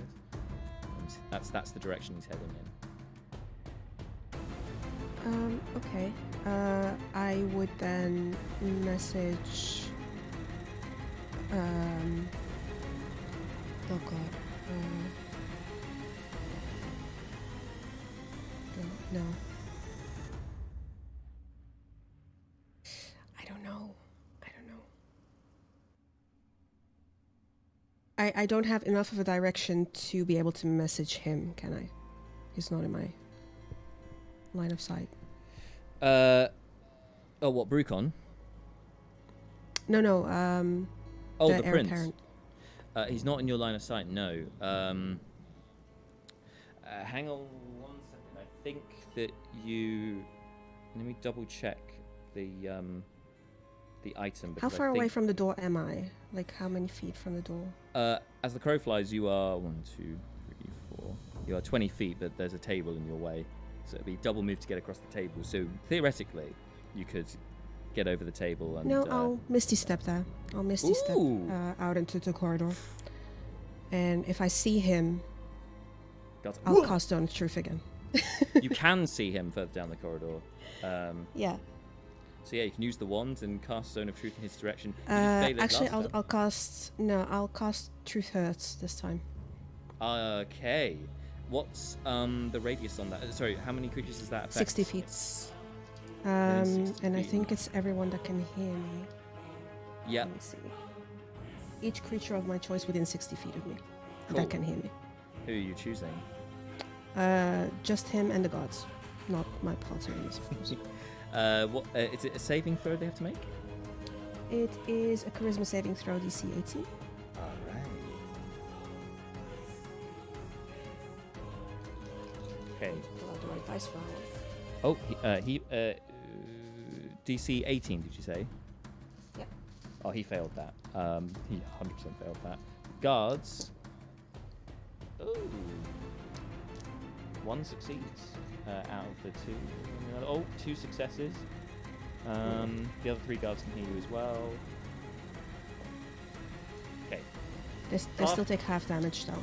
Yeah, half the guards succeeded, half the guards failed. 2 in the corridor and 1 in the room Nice. failed.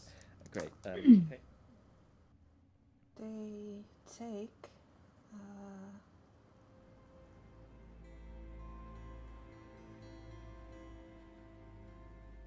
17 damage, and the ones that failed are now deafened. Amazing. All right. And I am just yelling out, "Tell me the truth!" Sorry, that was 17. And my voice is deeper now. Yeah. 17 damage to those who succeeded, to those who failed, and then half that, 8 to those who succeeded. Mhm. Okie dokie. And I just thought, whatever movement I have, I guess I still have my full Tell movement. I me just the walk towards him. You've got Tell all your me movement. the truth. And I'm walking straight towards him. You will take opportunity attacks from these guards that are in the way. I do Well, not you care may in take- the moment. Yeah. Okay. All right. Woo. No mercy. Bear with me 1 second. All this damage. Oh. I'm a class 10, so I assume everyone hits. Seth, the one that's apprehended you is like bleeding profusely now. Blood starts pouring out of his ears. He clearly failed to say. Good. Sorry, I have to make. It's keeping track of all their damage. Hang on a sec.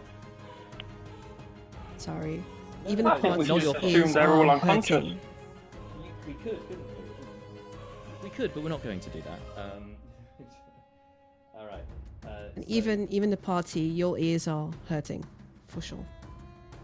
So you take 1, 2, 3, 4. Fuck, you've got 5 feet. You've got 25 feet movement, right? So you'll take 2 opportunity attacks. Yep. Here we go. Oh wow. Okay, one was a natural 18. The other one was a natural 20. So Sorry, Rena. So, Ow. ow. So the first one. Ow. Oh, that's minimal damage. That's nice. So you take 5 points of damage from the first one. Second one, however, which was the crit.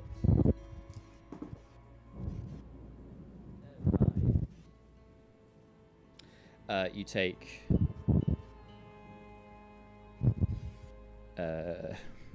15 slashing damage from the halberd. The bronze halberd comes down on you. So I think, so in total that works out 20 damage altogether as you, like a boss, walk past, demanding the Bidrekt tells you the truth. Like a boss taking half her life in those 2 hits. Yeah, like a boss. And that's your turn, because I think you've done a bonus action, and moved. Yeah. So next, so it's back to the top of the round, over to Docs. So to give you a recap on what's going on here. So the guards in the room looked like they were trying to apprehend Brina and Seth, but Brina's now disappeared out of the room.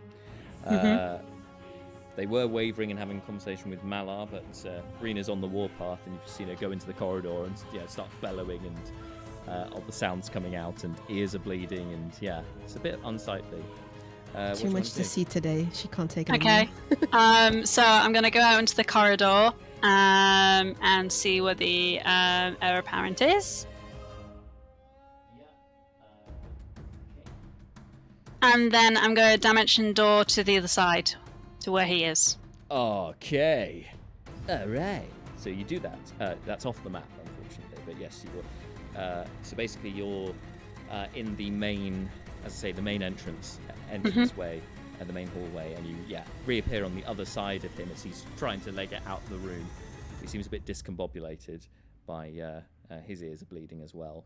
He's deafened, isn't he? He is deafened, yes. Oh, well, what I'm going to do instead then is I'm just going to elongate my teeth a little bit. Okay. And that's going to be my go. All right. Okay. It's him next. Here's what I'm going to do, because you guys in the room,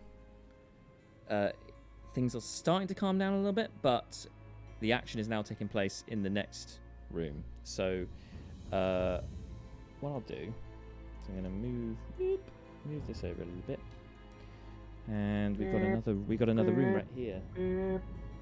So maps, everyone.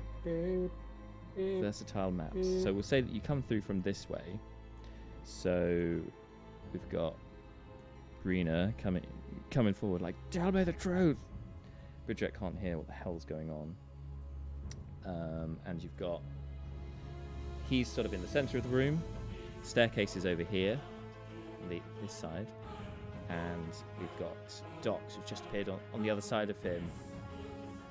He clearly looks perturbed and worried. And you hear him say, "Leave me alone!" And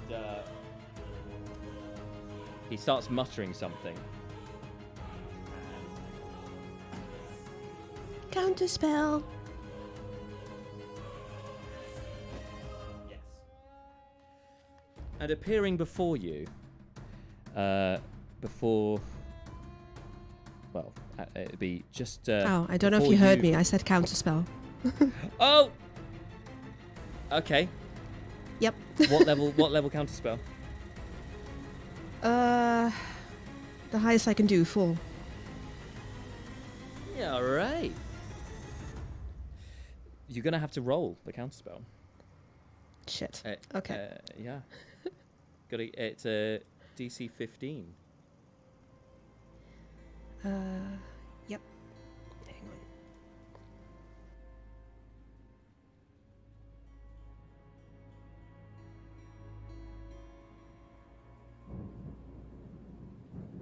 on. Come on, Brina.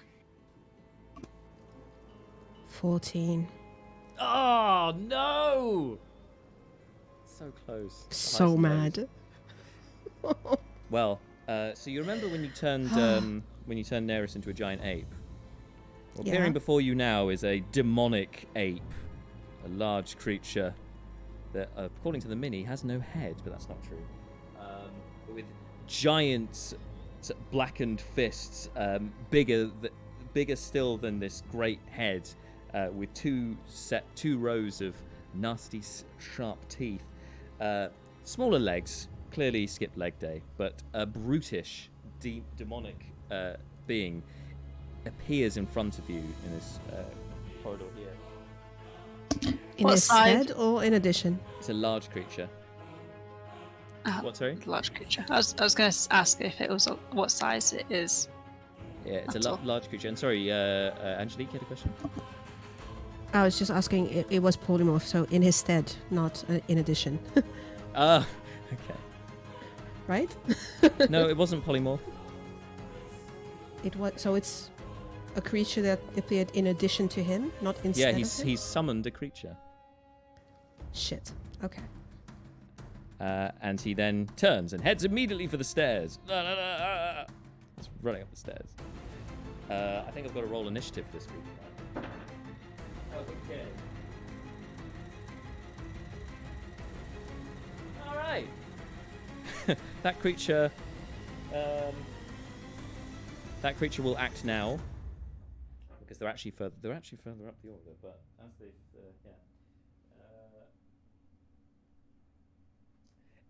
This is a being of pure hatred and rage.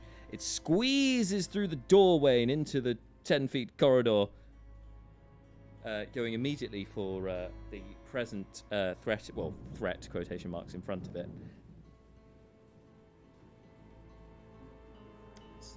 People just seem to like attacking Brina. It seems today.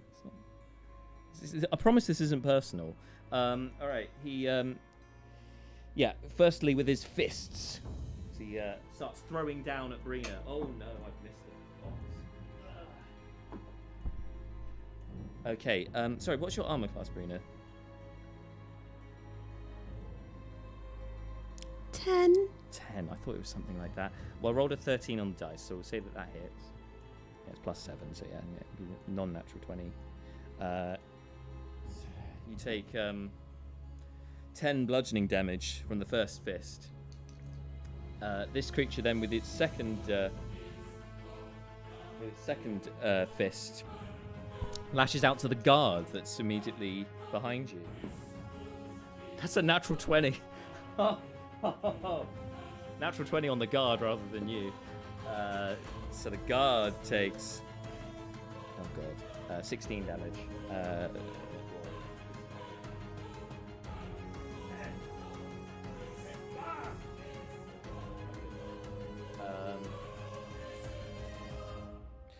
Okay, and that guard is not looking healthy after all that damage. Okay. And then finally, Brina, this horrifying creature, it looks you dead in the eyes with these red, pupilless, burning eyes. This is not a creature of this plane. You have no idea where it's come from, but it is terrifying as it roars and then tries to sink its teeth into you. 10 on the dice, so it's going to hit. He bites, he sinks his teeth in for 11 points of piercing damage. I'm on 1 hit point. Which is still up. I'm still up. That's the good thing. All right, that's the end of its turn. This crazy critter. Meanwhile, Neris, you're next. Back in the room. So, She said bonus yeah. bonus action. I'll cast a Shadow Blade, the 4th level spell. Oh yeah. Now you have a weapon. That's right. I didn't need a physical weapon. And how much is the maximum amount of movement I have towards the corridor? Well, correct me if I'm wrong, but is Shadow Blade a bonus action, do you say? Yes. Cool, so you could To cast. action dash, so your normal movement's 30, so you can move 60 feet, so that's 12 squares. Yes, so just position me as close to the corridor as possible. Okay, with normal movement, you'll get in line with Leobrin. That's not in the corridor. Yes. Yeah. Do you want to go in the corridor? Yes. Okay. 1, 2. You got 20 feet left. And you're Yeah, not in just melee. keep going. Well, where is the guy? Is the guy? Sort of blocking the hallway. Sort of. Okay. 5 Is feet there away a- from you. Okay. Probably can't do this, but basically, what I want to do is like yell at them, try to intimidate them. Would that be? Just go move, because I am a fire. I'm on fire with a shadow blade Yeah. and on a mission. I'll allow And you. I just want to yell, move! I'll allow you to do this as a free action. No advantage or anything because it's not an actual action or anything. Yes. But I'll just allow you to have a There you go. go. So that is not natural 20, so 13 on the die plus 7 for intimidation. Okay, the one immediately in front of you has no idea what you're saying. The It's one... draconic. Yep, he's deaf currently. Oh, he's deaf. Yes. They You see the blood read trickling the from him. sign. Yeah, he's just kind of like, the one behind Got a sword and I want to get hear past. you. Does hear you, however, and readies their halberds, like ready to face you. Are you still?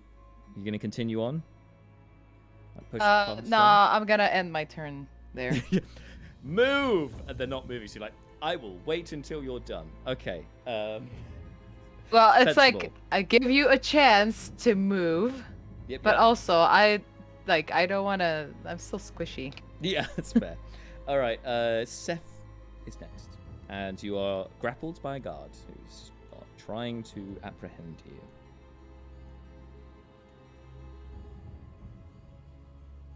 What's the plan, James? So, look at this guy. You're still grappling me when the demon's hitting your friends. Really?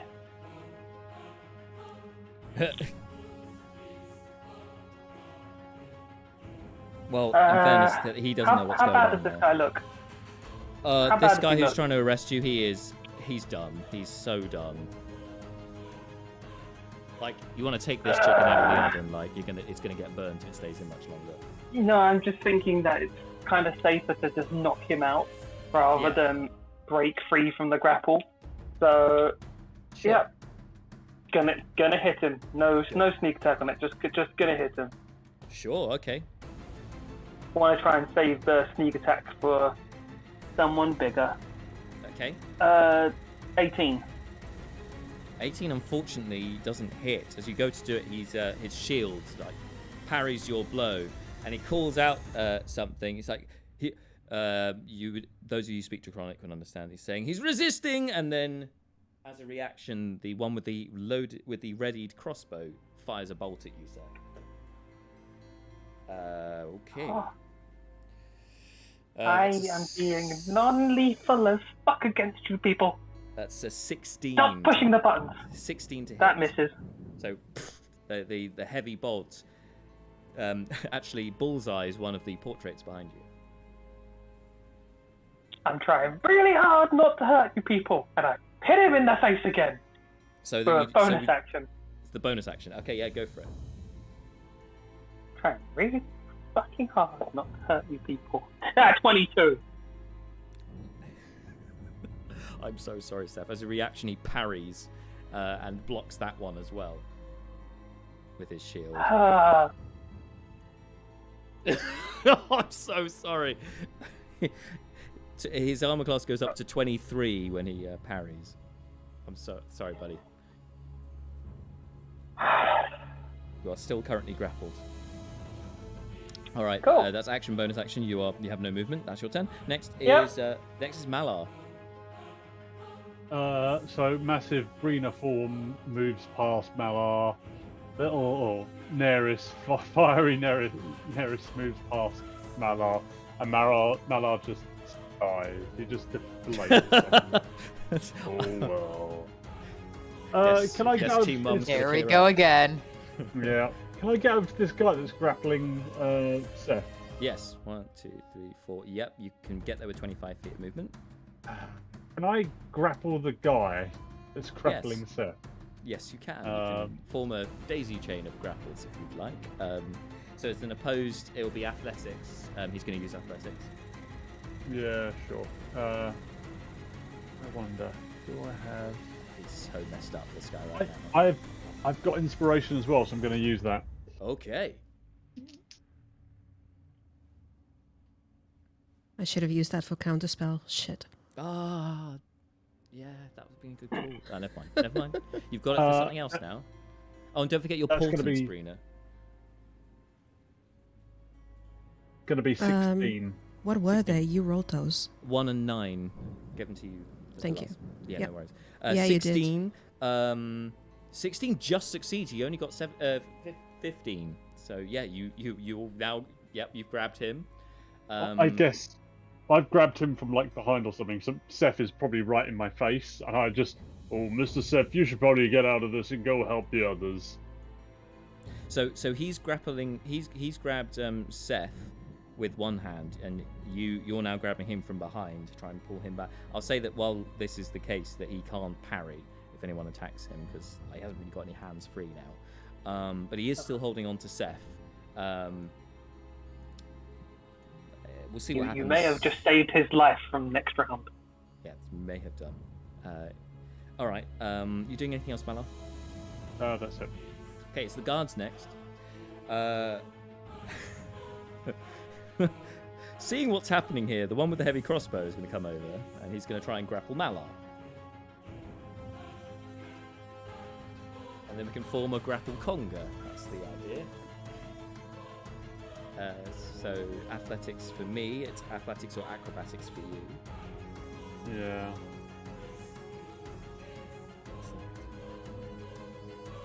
What'd you get? 8. Fortunately, I got a natural 19, which is 26. So so he's grabbed you from behind, and then you. So there is a whole lot of hugging going on right now, aggressive hugging, and Seth is at the other end of this chain of events. Okay, the one that's being grappled by Malar, who's holding on to Seth, is going to try and break free of the grapple with. Oh no, grapple's only one attack. Okay, the one that grappled Malar is going to basically use his... can't really do anything else at this point. No, forget him. The one that is being grappled by Malar and is grappling Seth is going to try and break out of Malar's grapple. So, another grapple. So much grappling right now. I'm pretty sure that's going to fail. 11. 14. All right, he fails, and then he tries again! Oh, hang on. What are you doing? You only get one... That's one action, grapple. Grapple is a special kind of attack, so if you've got multi-attack, you can do 2. Same as with shove. So 22. Yeah, 14. Okay, so this time he uses his shield to kind of bat you aside, and then he's going to pivot round away from you. You can make an opportunity attack if you wanted to. No, that might defeat my "we come in peace" concept that I'm running with. So no, I'll let him go. I may be wrong here, but I think you could, since a grapple is a kind of attack, you could opportunity grapple. Yeah, go on then. All right. So much grappling. Dirty 20. Dirty 20 also, so nothing changes. He moves out the way. This encounter is just a lot of people touching each other. Yeah, so much touching. God, it's such a This touching is moment. just turning into contact improv, really. Exactly. Next person comes up and just like hand on face. People dealing with demon beast, and then just these guys having like a weird little session in the background. It's like, Yeah, exactly. Brina's bleeding out, and they're just touching. Yeah, feeling things out. I am the only one here that hasn't consented to grappling. I'm the only one just trying to kill people like normal. This is true. non-consensual. Non-consensual. Bad touch. Darkness She's just plays in the screaming bad background. touch. Suddenly, I appreciate your input. All right. The one remaining guard who is not getting involved in the touching vaults over the table and is heading Well, he heads towards Neris, who you didn't cast a fire spell this time, so you're no longer on fire. And kind of pushes past her, actually. So they're still within melee range of Neris, though, and it seems that he's heading for the corridor and is actually ignoring you, guys. Sorry, he went an past attack of Leo. opportunity. Leo Nah. could make an attack of opportunity if you so desired, as he is this guy's moves through your past you, but only if you want to. Can't Neris? No, too? because he's still within melee of you, so you can't. Oh, opportunity boo. out of that range. Sorry. Boo. Okay. I can punch them with my fist. Technically true. That is technically true, but do you want to punch them with your fist? No. No, I don't. Well, you don't have to. You can Sorry. save your reaction for whatever else. I have like no reaction. It's fair enough. I'm a caster. Actually, sorry, Neris, you would have an opportunity attack because he's going to dash. He's going to keep moving. Damn right. You So can try and hit I him don't with think your I've shadow ever. blade. Yes, exactly. I want to. I was like, what to do for opportunity attack? I don't think I've ever done one. What is this thing? Roll a d20 and add. I think it uses your spellcasting stats, doesn't it? The shadow blade. I could be wrong. Actually. It Yes. might- Yes. So I rolled.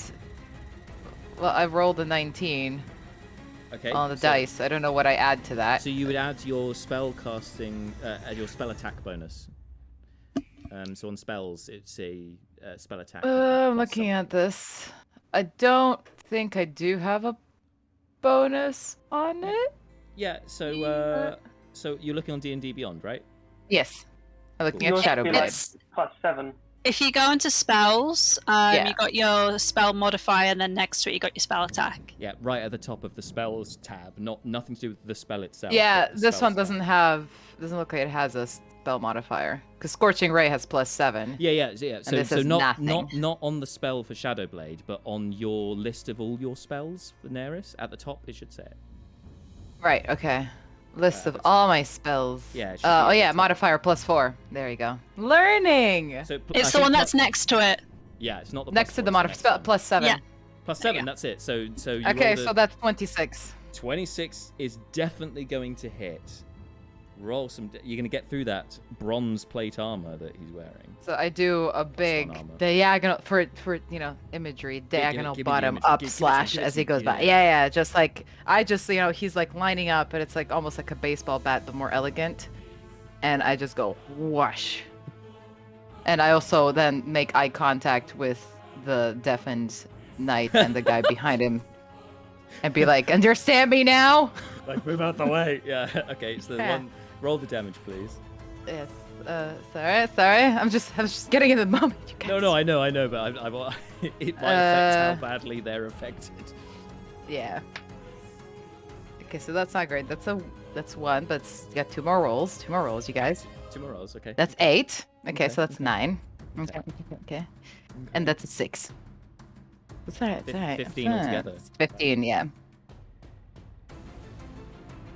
All right. So you slash him across the back as he's trying to treat you. You go, ah! And he he almost sort of stumbles to he almost falls to the floor, but he stumbles and then pushes past the other two, holding his back where he was with his free hand where he'd been slashed by that blade that seemed to have coursed straight through his armor as if it weren't there at all. Shadow blade. The other two look a little bit concerned about the sword that you are holding, which has just light hits it, yet nothing comes off of it. It's an entirely And opaque she piece. is furious. She's furious and smouldering in the outfit of smouldering. So just black And with on a black. smoky blade. With a smoky blade, yeah, exactly. And basically a walking Balrog, as we've determined in You're Discord. just so goth right now. I know, right? Living. Vibe. Yeah. It's a whole vibe. It's a vibe. Okay, so that's that guard running past. The other two, they're just gonna back off and try and deal with whatever this guy is at the this huge thing that's now at the other end of the corridor. They're like, yeah, don't want to deal with the smoky lady. We're gonna deal with this giant gorilla instead, because that seems more fun. So one of them gets into melee range of the creature. The other one with his halberd can't quite reach it. You might have to move the camera a little bit. Yes, no problem. Here we go. Yeah. It's starting to pile up as this creature is starting to wail on, roar and is wailing on Brina and co. So they're going to attack it. And you see Brina next to you, the guard that runs up to be next to you with his shield and his spear. He holds out the spear, gripping it tightly, and then you see lightning streak up the spear itself. And as he jabs it towards the creature, this lightning kind of sparks off of the weapon. So, goes for the attack. Oh my god, another natural 20. And that's got the extra lightning damage, so this does a little bit more.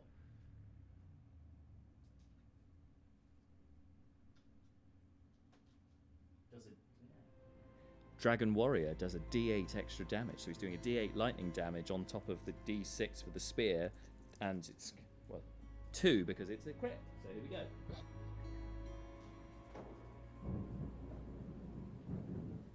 All right, the creature takes 7 points of lightning damage, along with I rolled 2 6s. That's maximum damage with the spear itself. So that's a juicy 16 normal damage plus 7 lightning damage, 23 damage altogether to this creature. But it's resistant to lightning, of course it is. So not as much as that. Only 3 points of lightning damage, along with, fortunately, 16. So 19 points of damage.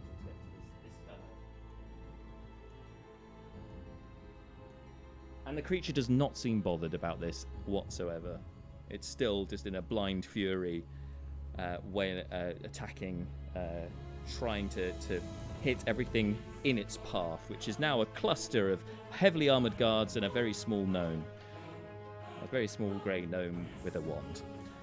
So what could possibly go wrong? After the guards, it's the Oberyn, who is just currently just on the edge of the... So there's only 2 guards left in the room, and they seem to be feeling Seth and Malar right now. So you and Neris are free and clear. I'll leave you to all that. All we the touching. still seem to have gone for somewhat of a combat, so I'm just gonna pop out into the corridor. Yep. Can I see the prince? No, not from here in the corridor. There is a huge demonic ape in the at the end of the hallway, blocking your view. Demonic ape? That doesn't seem Is he like huge or large? He's a good large prince creature. thing Sorry. to He's do. as in size category he's large, but in descriptive terms he's huge. I'm so sorry. Yeah, just making Technical sure. confusion. I just... Well, no, you see, could I see past it? Since it's only 2 squares wide, not 3. The corridor is 2 squares wide. Can't see the prince. Can't see the prince. He can see. You can just about see Docs on the other side. Picking Docs. What, fighting the ape? Not currently. I can only see me and Neris in the corridor. Yeah. But the demon ape looks aggressive. Yes. He's just been pounding towards. He's been hitting Brina with his fist and sunk his teeth into Brina. That's where Brina's getting damage. Hear a little voice with like "ow," or however, in whatever best way Brina would howl out in pain. Angelique, go. Oh, Yeah, there you go. Oh, that's sad. I don't like that. That won't help. That won't help. That won't help.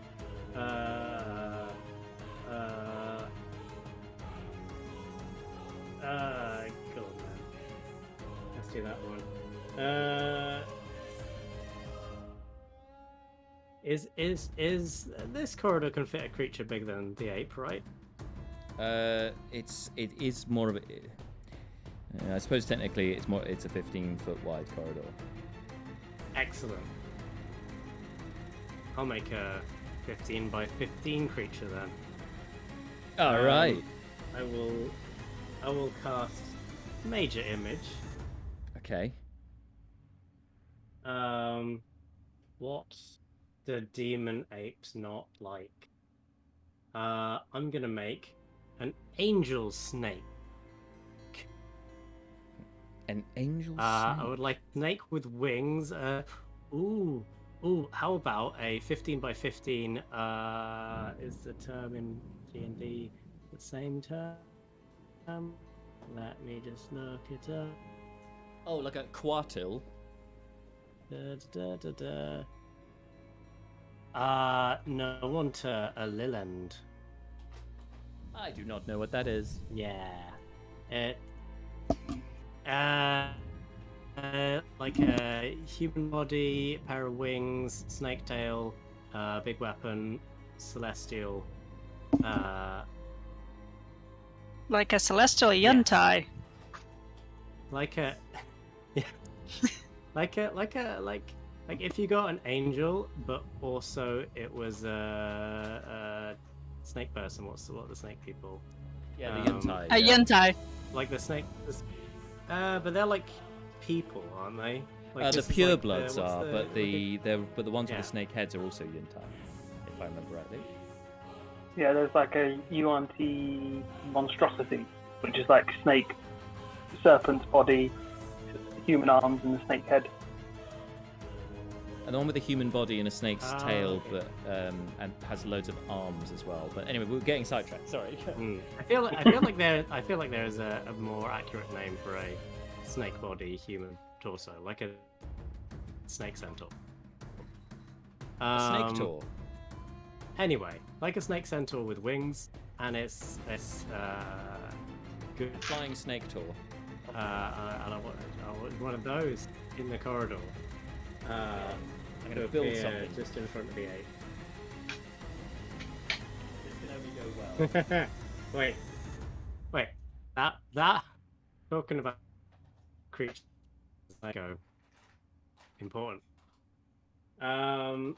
It seems completely real, including sound, smells, and temperature appropriate to things depicted.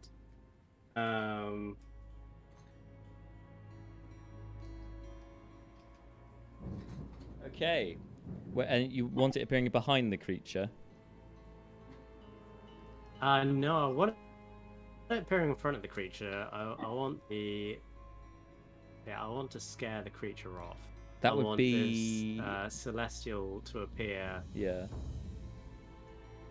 It'd have to be in the same space as the guards, or behind them, or possibly above them, like flying in the air. Wait, so Brina's. Oh, now I can do it. Is Brina sandwiched between the demon ape and the guards? Yes. Good. That's It's a great position for me. Well, in that Yeah. case, I'll just put it. Sure, behind the guards, wherever the demon ape is looking. Yeah. I'll like close up.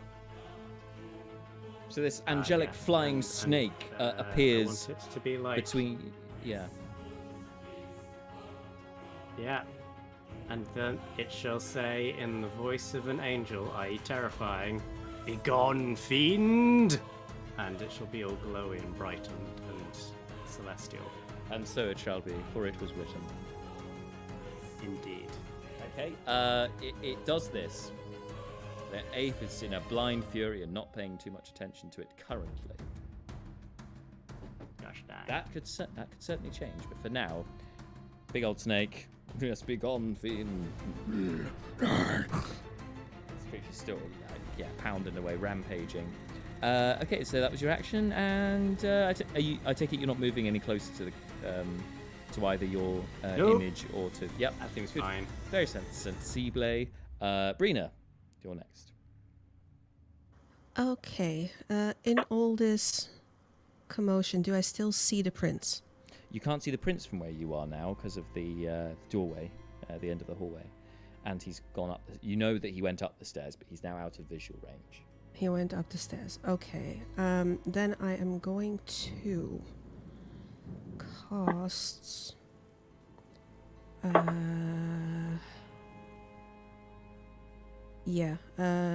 Lightning bolts on the gorilla. You are within melee range of the gorilla. I don't know if that. Ah, shit! I forgot that. Yep, I am. Then I am going to.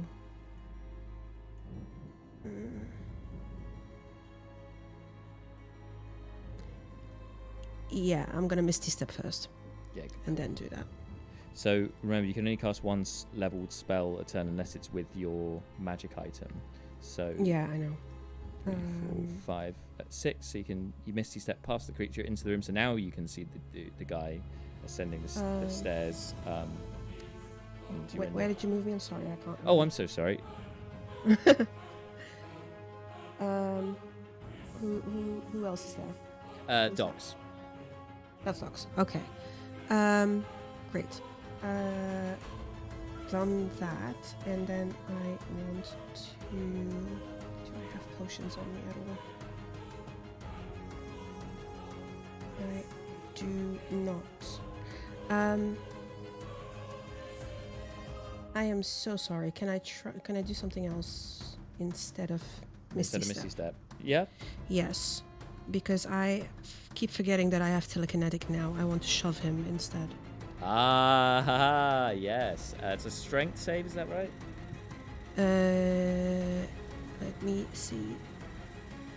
Yes, it's only DC 14, but let's try. It all counts. Yep. 11. You can move him 5 feet. I can indeed. So which way do you want him to go? Presumably straight back or Yes. to one side? You push him 5 feet back, so that pushes him into Yeah. the archway. Does that mean that Neris and Leobrin can see him now? Or is that a wall over there? I can't really tell. This is a wall. So ignore this. Yeah. Okay. It's just from going from one map to the other without changing map. Sorry. Yeah.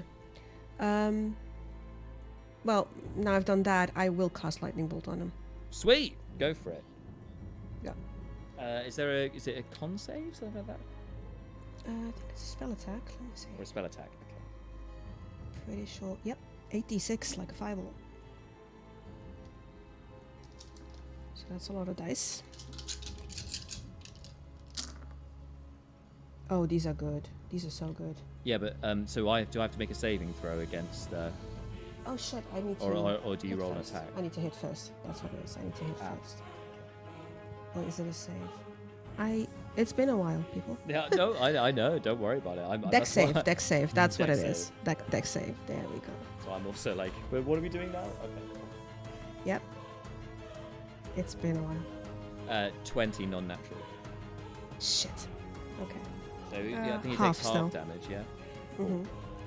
I already rolled these. I'm not rolling again. What's that?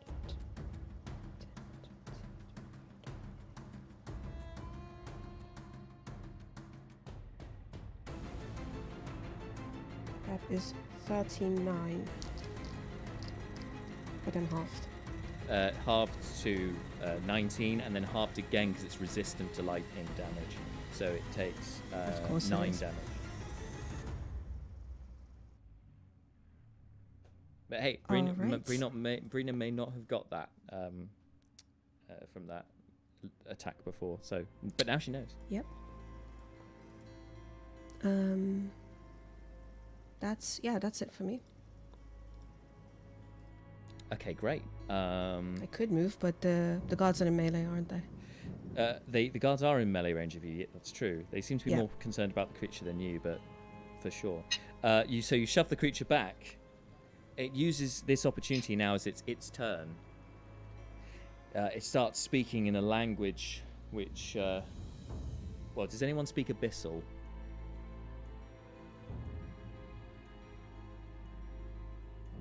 I think Neris might, but other than that, no. But No. you don't. Deep Okay, great. speech, draconic, elvish, Deep infernal. Speech. Deep speech was the one I was thinking of. Oh, and Mhm. infernal. There we go. That's why. Anyway, he's speaking Abyssal, so you can't understand what he's saying, but it was something. And it casts Entangle right on this area where the guards and Brina are. Just going to very quickly double check the radius, but I think it catches everyone. So you all need to make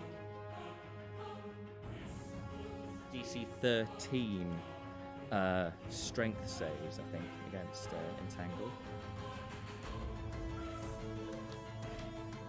Oh, yeah, it was on the right page. Strength saving throw or be restrained.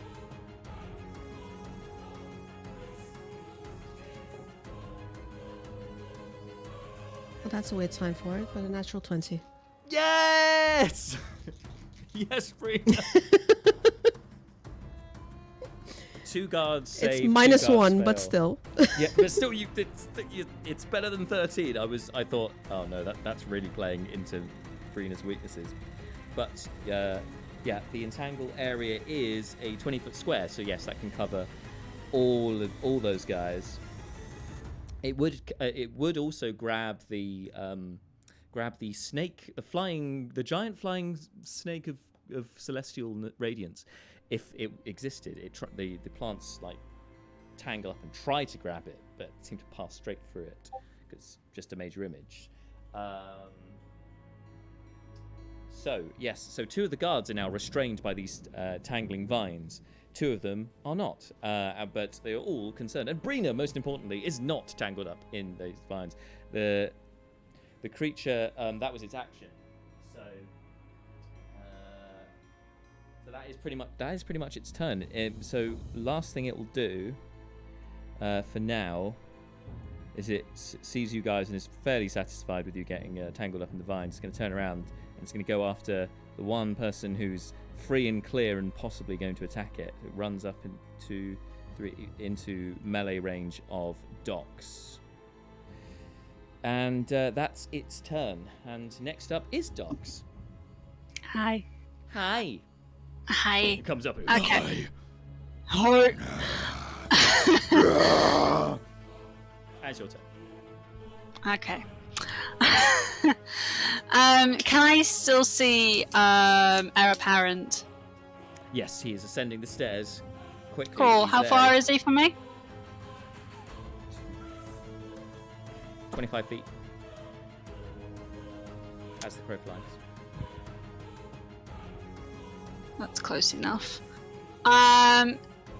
So I am gonna cast Blight on him. Light? What? Oh. Mhm. What's that? So a necromantic energy washes over a creature of your choice that you can see within range, draining moisture and vitality from it. The target must make a Constitution saving throw, and the target takes 8d8 necrotic damage on a failed save, or half as much. Con save, you say? Yep. Oh no. No, that's not very good. It's 11, so it fails. Yeah. It takes 8d8, whatever, and what were the other effects? Necrotic. It's I think it's just kind of it's just necrotic damage. So bear with me 2 secs. Oh. That was a lot. Okay. 41 necrotic damage. 41? Jesus. Okay. Hang on a minute. Bear with me.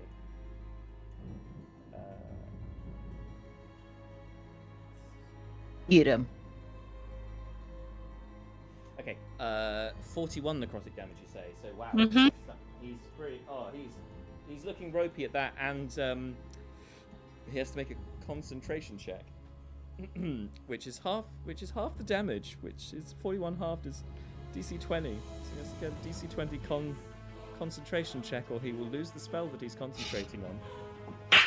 Yes. And of course he didn't make it. So with that, the demon disappears. Amazing, and I'm gonna run up to him. Awesome. 1, 2, 3. Double move. 4, 5. You can't quite. He's still 10 feet away because it's double move for each of the stairs, and he's further up the stairs than you. So he's not within arm's reach yet. But Can I use a bonus action to get there? do you have a bonus action dash? I don't think you do you? I don't. Oh no, I don't. Do I? I'm thinking. You of ain't a no different rogue. character. I'm thinking of a different character. Yeah. No. But you're yeah, close. that's it. That was That's- an epic turn because you've got rid of the biggest threat. Yeah. Got rid of the biggest threat, and you've very badly injured Bidrekt as he's trying to escape. All right. Great. Lovely. It's Bidrekt's turn next. Haha. Did you say it does any other effect other than the damage? No. It's just what's it? The story of it is like it. What blight does is drains moisture and vitality. Ah, yes. Dries him up like being in the Sahara. Oh wait. No, the rest of it's all plants. The rest of it's all to do with plants. It's fine. Lovely. Lovely. All right, Bidrekt's turn. He continues up. He gets up the first side of stairs and turns a corner. He's now out of sight. But as he gets to the top of the stairs, before he goes out of sight, he glares down at you, Docs. And says in Draconic, you don't know what you're meddling with, and continues running. Out of sight, and that is his turn. Next is Neris in the corridor. So you've seen the tangling vines have appeared and have ensnared a couple of the guards. You've got a major image of a crazy big flying snake, celestial snake thing. Neris runs in. Can I make it to Brina, or do I? The guards are around Brina, but so you could make it to. There would be guards between you and Brina because they are taking up the whole corridor, unfortunately. It's like that, if that helps. Okay. And which ones are entangled? Oh, good point. Let me mark that for you. I've got these hoops for a reason. Tangled. And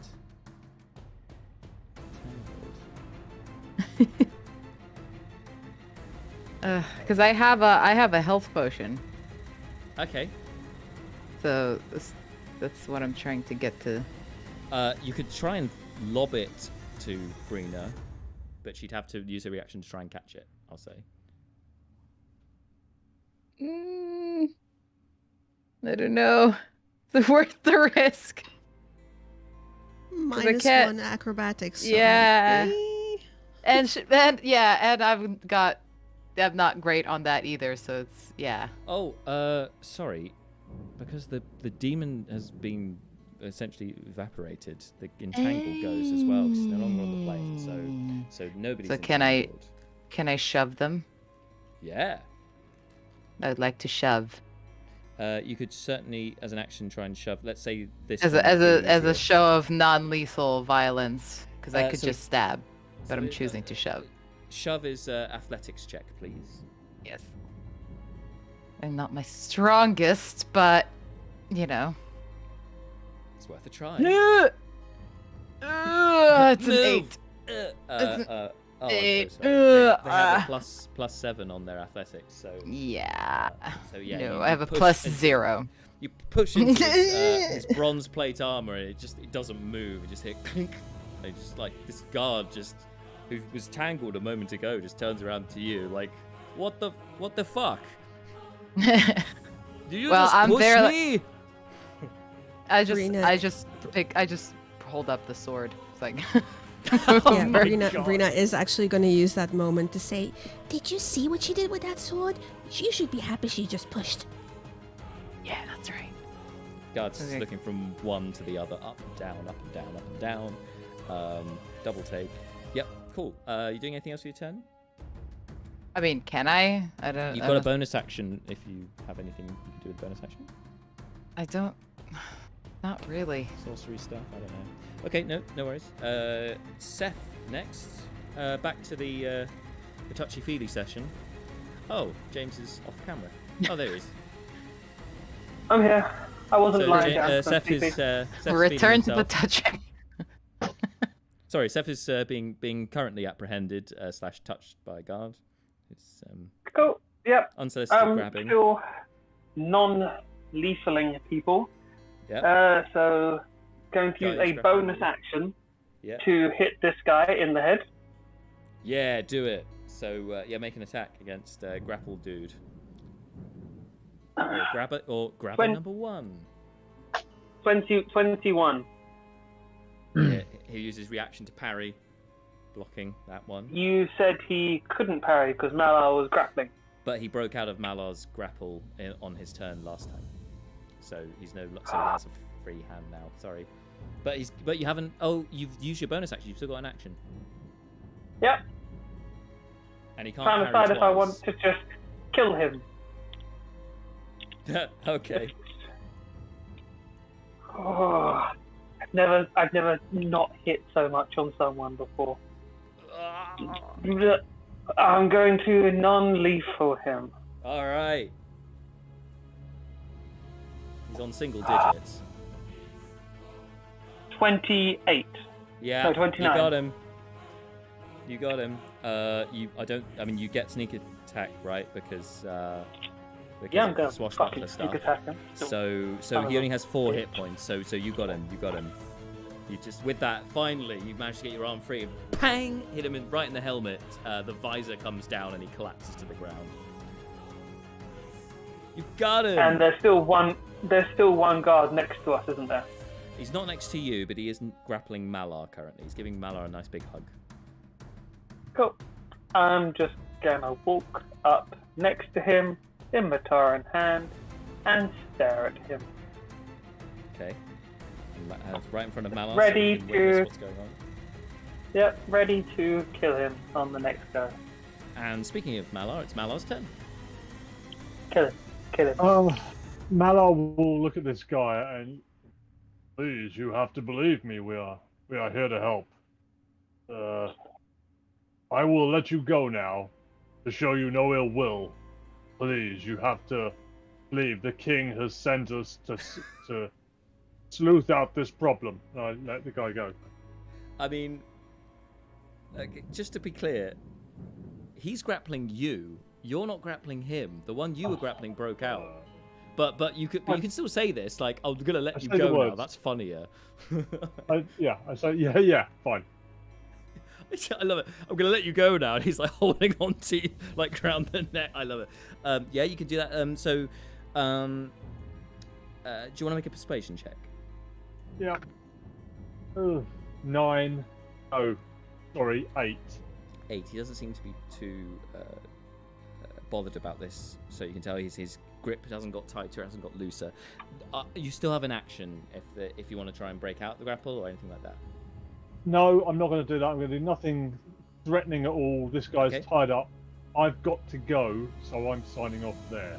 Oh, okay, no worries, Dan. Not a problem. We're probably going to wrap up this session at the end of this round, regardless. But yeah, but thanks very much anyway for sticking around. And yeah, next up are the guards. Sizing up Seth and Malar. The guard drops his crossbow, releases Malar, and backs away. You can opportunity attack him if you wanted to, Seth. Yes, But yes. he is surrendering. He has dropped his weapon. Am I unmuted? Yes, I am. Yes, I want to hit him. Hit him with, yes, everything. Okay, I mean, he's surrendering, but yes. Fuck you this do guy. Oh, he's I wasn't really listening. I just heard you want to hit him. He's Oh. he's dropping his weapon and he's backing away. Oh, I missed that part. Fuck, you want to pay I was attention to saying the DM, James. Come on. I was saying by DK, and then I was brought back to attention by James. Do you want to hit him? And I was like, yeah. Obviously. But no. No, I don't No. want to Okay. hit him. Okay. Okay. Stupid surrendering man. The guards that are in the corridor with Neris and Brina, the unlikely superhero psychic duo. No, wait. The unlikely good cop bad cop duo. They're gonna try and apprehend you guys. You know, not gonna hit you or anything. Just gonna try and grab you now. So two of them are gonna try and grab Brina first of all. So it's athletics checks. Well, it'll be acrobatics or athletics. Brina, up to you. Brina doesn't resist. She'll put her hands with her wand up. Okay. And say, "I just want the truth," and let them Put your grab hands her. up in surrendering, and they grab your shoulders, and the two of them go for Neris to try and grab her. Neris, are you resisting? Yes. Okay, so it's athletics or acrobatics. Of course. to escape the Acrobatics, grapple. please. Okay, so roll, and I'll roll for athletics to try and grab ya. Let me just 18 look it up for the again. first one. These bastards.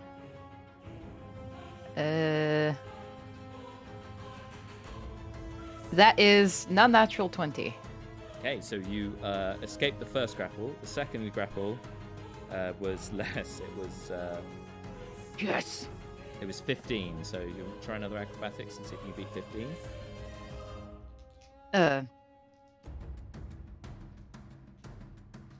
That is 16. Just You about. escape another one. Sorry, I can't read. I was like, is that 11 and 14 on this dialogue race? What's happening? It's fine. So that guard failed twice to grab you. The second guard is going to try and grab you. 17. Some bitch.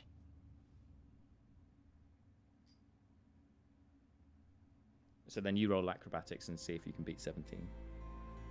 So all three isn't somebody holding on to Brina? No, so they got 2 attacks each. 2 of them went for Brina. Oh. That's 14. Okay, so now finally, the next guy's looks at the first one. The first one was the one who you guys were saying, yeah, you don't want to mess with her, looking between you, and then he's so confused that when he tries to grab Neris, he completely fails. The other one is like, what are you doing? And then just both hands on Neris' shoulders, yep, let's go. Taking you guys in. That's the guards. Now, Leo, you can see, it's your turn, and you can see the guards are basically arresting Brina and Neris. What are you doing? I mean, it's not a great thing, but no one's dying. That's good. Oh True. god, do we fight our way out?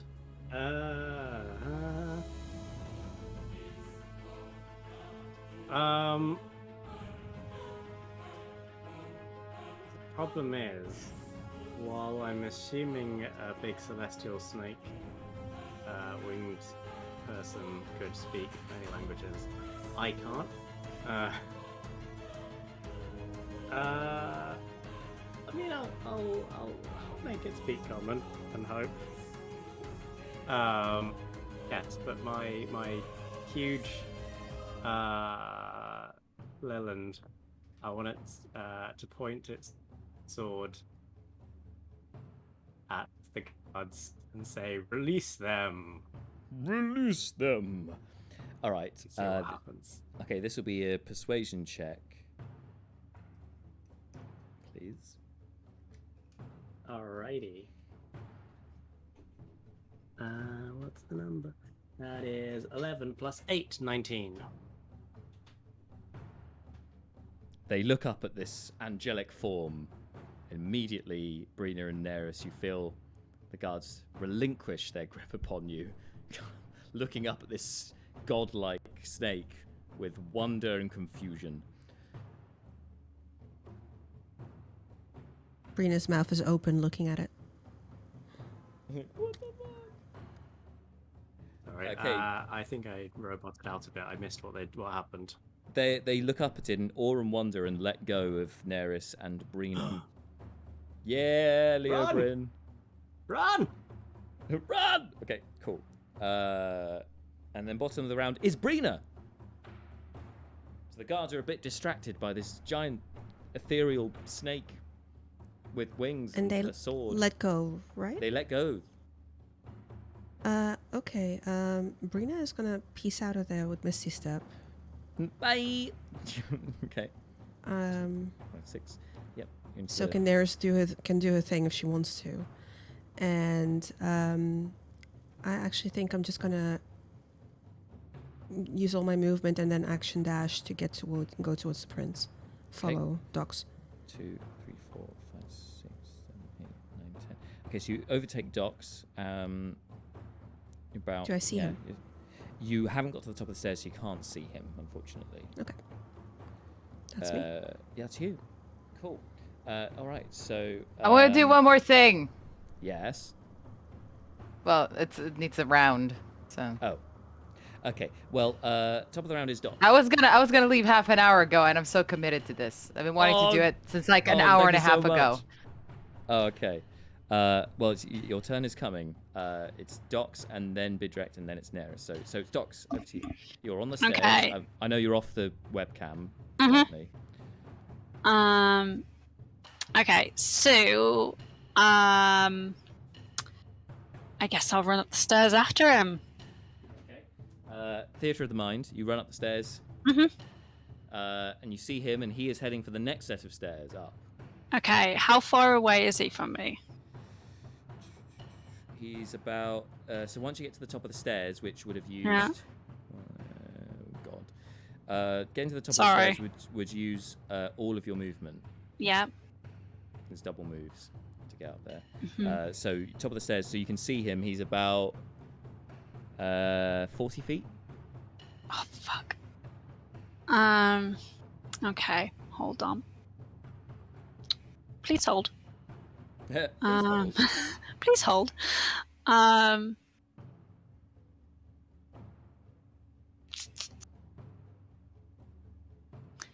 Okay. Okay. We're just gonna Eldritch Blast him Okay, because go for it. I'm not in the mood to see him alive. Ouch. So mean. So yeah. So that's just straight up casting. Is that a spell attack? It is a spell attack. Okay. Yes. I've never used this spell before, so. Oh, well. I've Your never initiation, used you it get into your before. Eldritch Blast. Oh, that's 18 to hit. 18 hits. Roll some damage. Okay. And that is 2 beams. So that is then, I guess, then 2d10. Yeah. Um, you have to that's roll it. for each beam. So the first Oh, beam okay. is a D10, then the second well, the beam first is one is a 9. 9 damage. Um, Okay. And then roll for the second one. Not looking good. 15 to hit. 15 misses, unfortunately. Damn it. Yeah, You blast. shit. It's then his turn. He, let me just hang on a second. So that blast seemed to have knocked him back, and he doesn't look like he's in the best of health. Hang on 1 second. Can Brina just do a tiny reaction when she sees that and go like, Dox, don't kill him. We need to get the truth. I don't care. Oof. It knocks him back. He's like holding onto the banister to try and stay up, and then he looks up at you, Dox, reaches into his robe, and pulls out a tankard. And he says, "You do not know what you have started." And he mutters something to the tankard, and then he and the tankard disappear. Gone. That's his turn. I would Dox say is this- just going to turn anyone around to else Sabrina stop? and be like, "Fuck!" It's a correct reaction. Sorry, James, you said something. I was reading said, something. can anyone I would have yelled counterspell? counterspell. Yes, I was reading something while that happened. Sorry. I was going to do that. That's okay, because it wasn't necessarily a spell. He used an item. So may not be able to counterspell that. So don't be too hard on yourself. James, you're muted, it would seem. All I said was, but she has the level 4 spell counter item. Counter item. Ah, yes, of course. Yeah. Damn. Brand new spell. Watered me again. So it's Neris's turn. Neris, you're surrounded by guards. The thing you wanted to do an hour and a half ago. Go. She looks utterly furious and just points a finger and goes, fireball. Oh my god. And the entire room erupts in flame. Okay. Including yourself. Yes. Doesn't even care.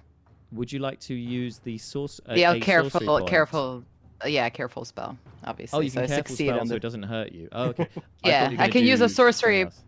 Well, I don't need to use a sorcery point to do careful spell. I do need to do that. Yeah. I thought it was going to be the level 6 feature, but to give you resistance. Is that's it? even better. Is Careful it? spell. Is it? Pretty Oh sure yeah, no, it's careful pretty spell. close to So the same. yeah, that's what I'm doing. It's happening. Okay, roll the damage, and I will roll their dex saves for these heavily armored guards. 8d6. Oh, It's a statement. DC 15? 14? Yes. 15. Yes. Okay. Dexterity. Oh, God. All right, one succeeded. The others did not. Let's see what the damage is. That's 7 plus 8 plus 6.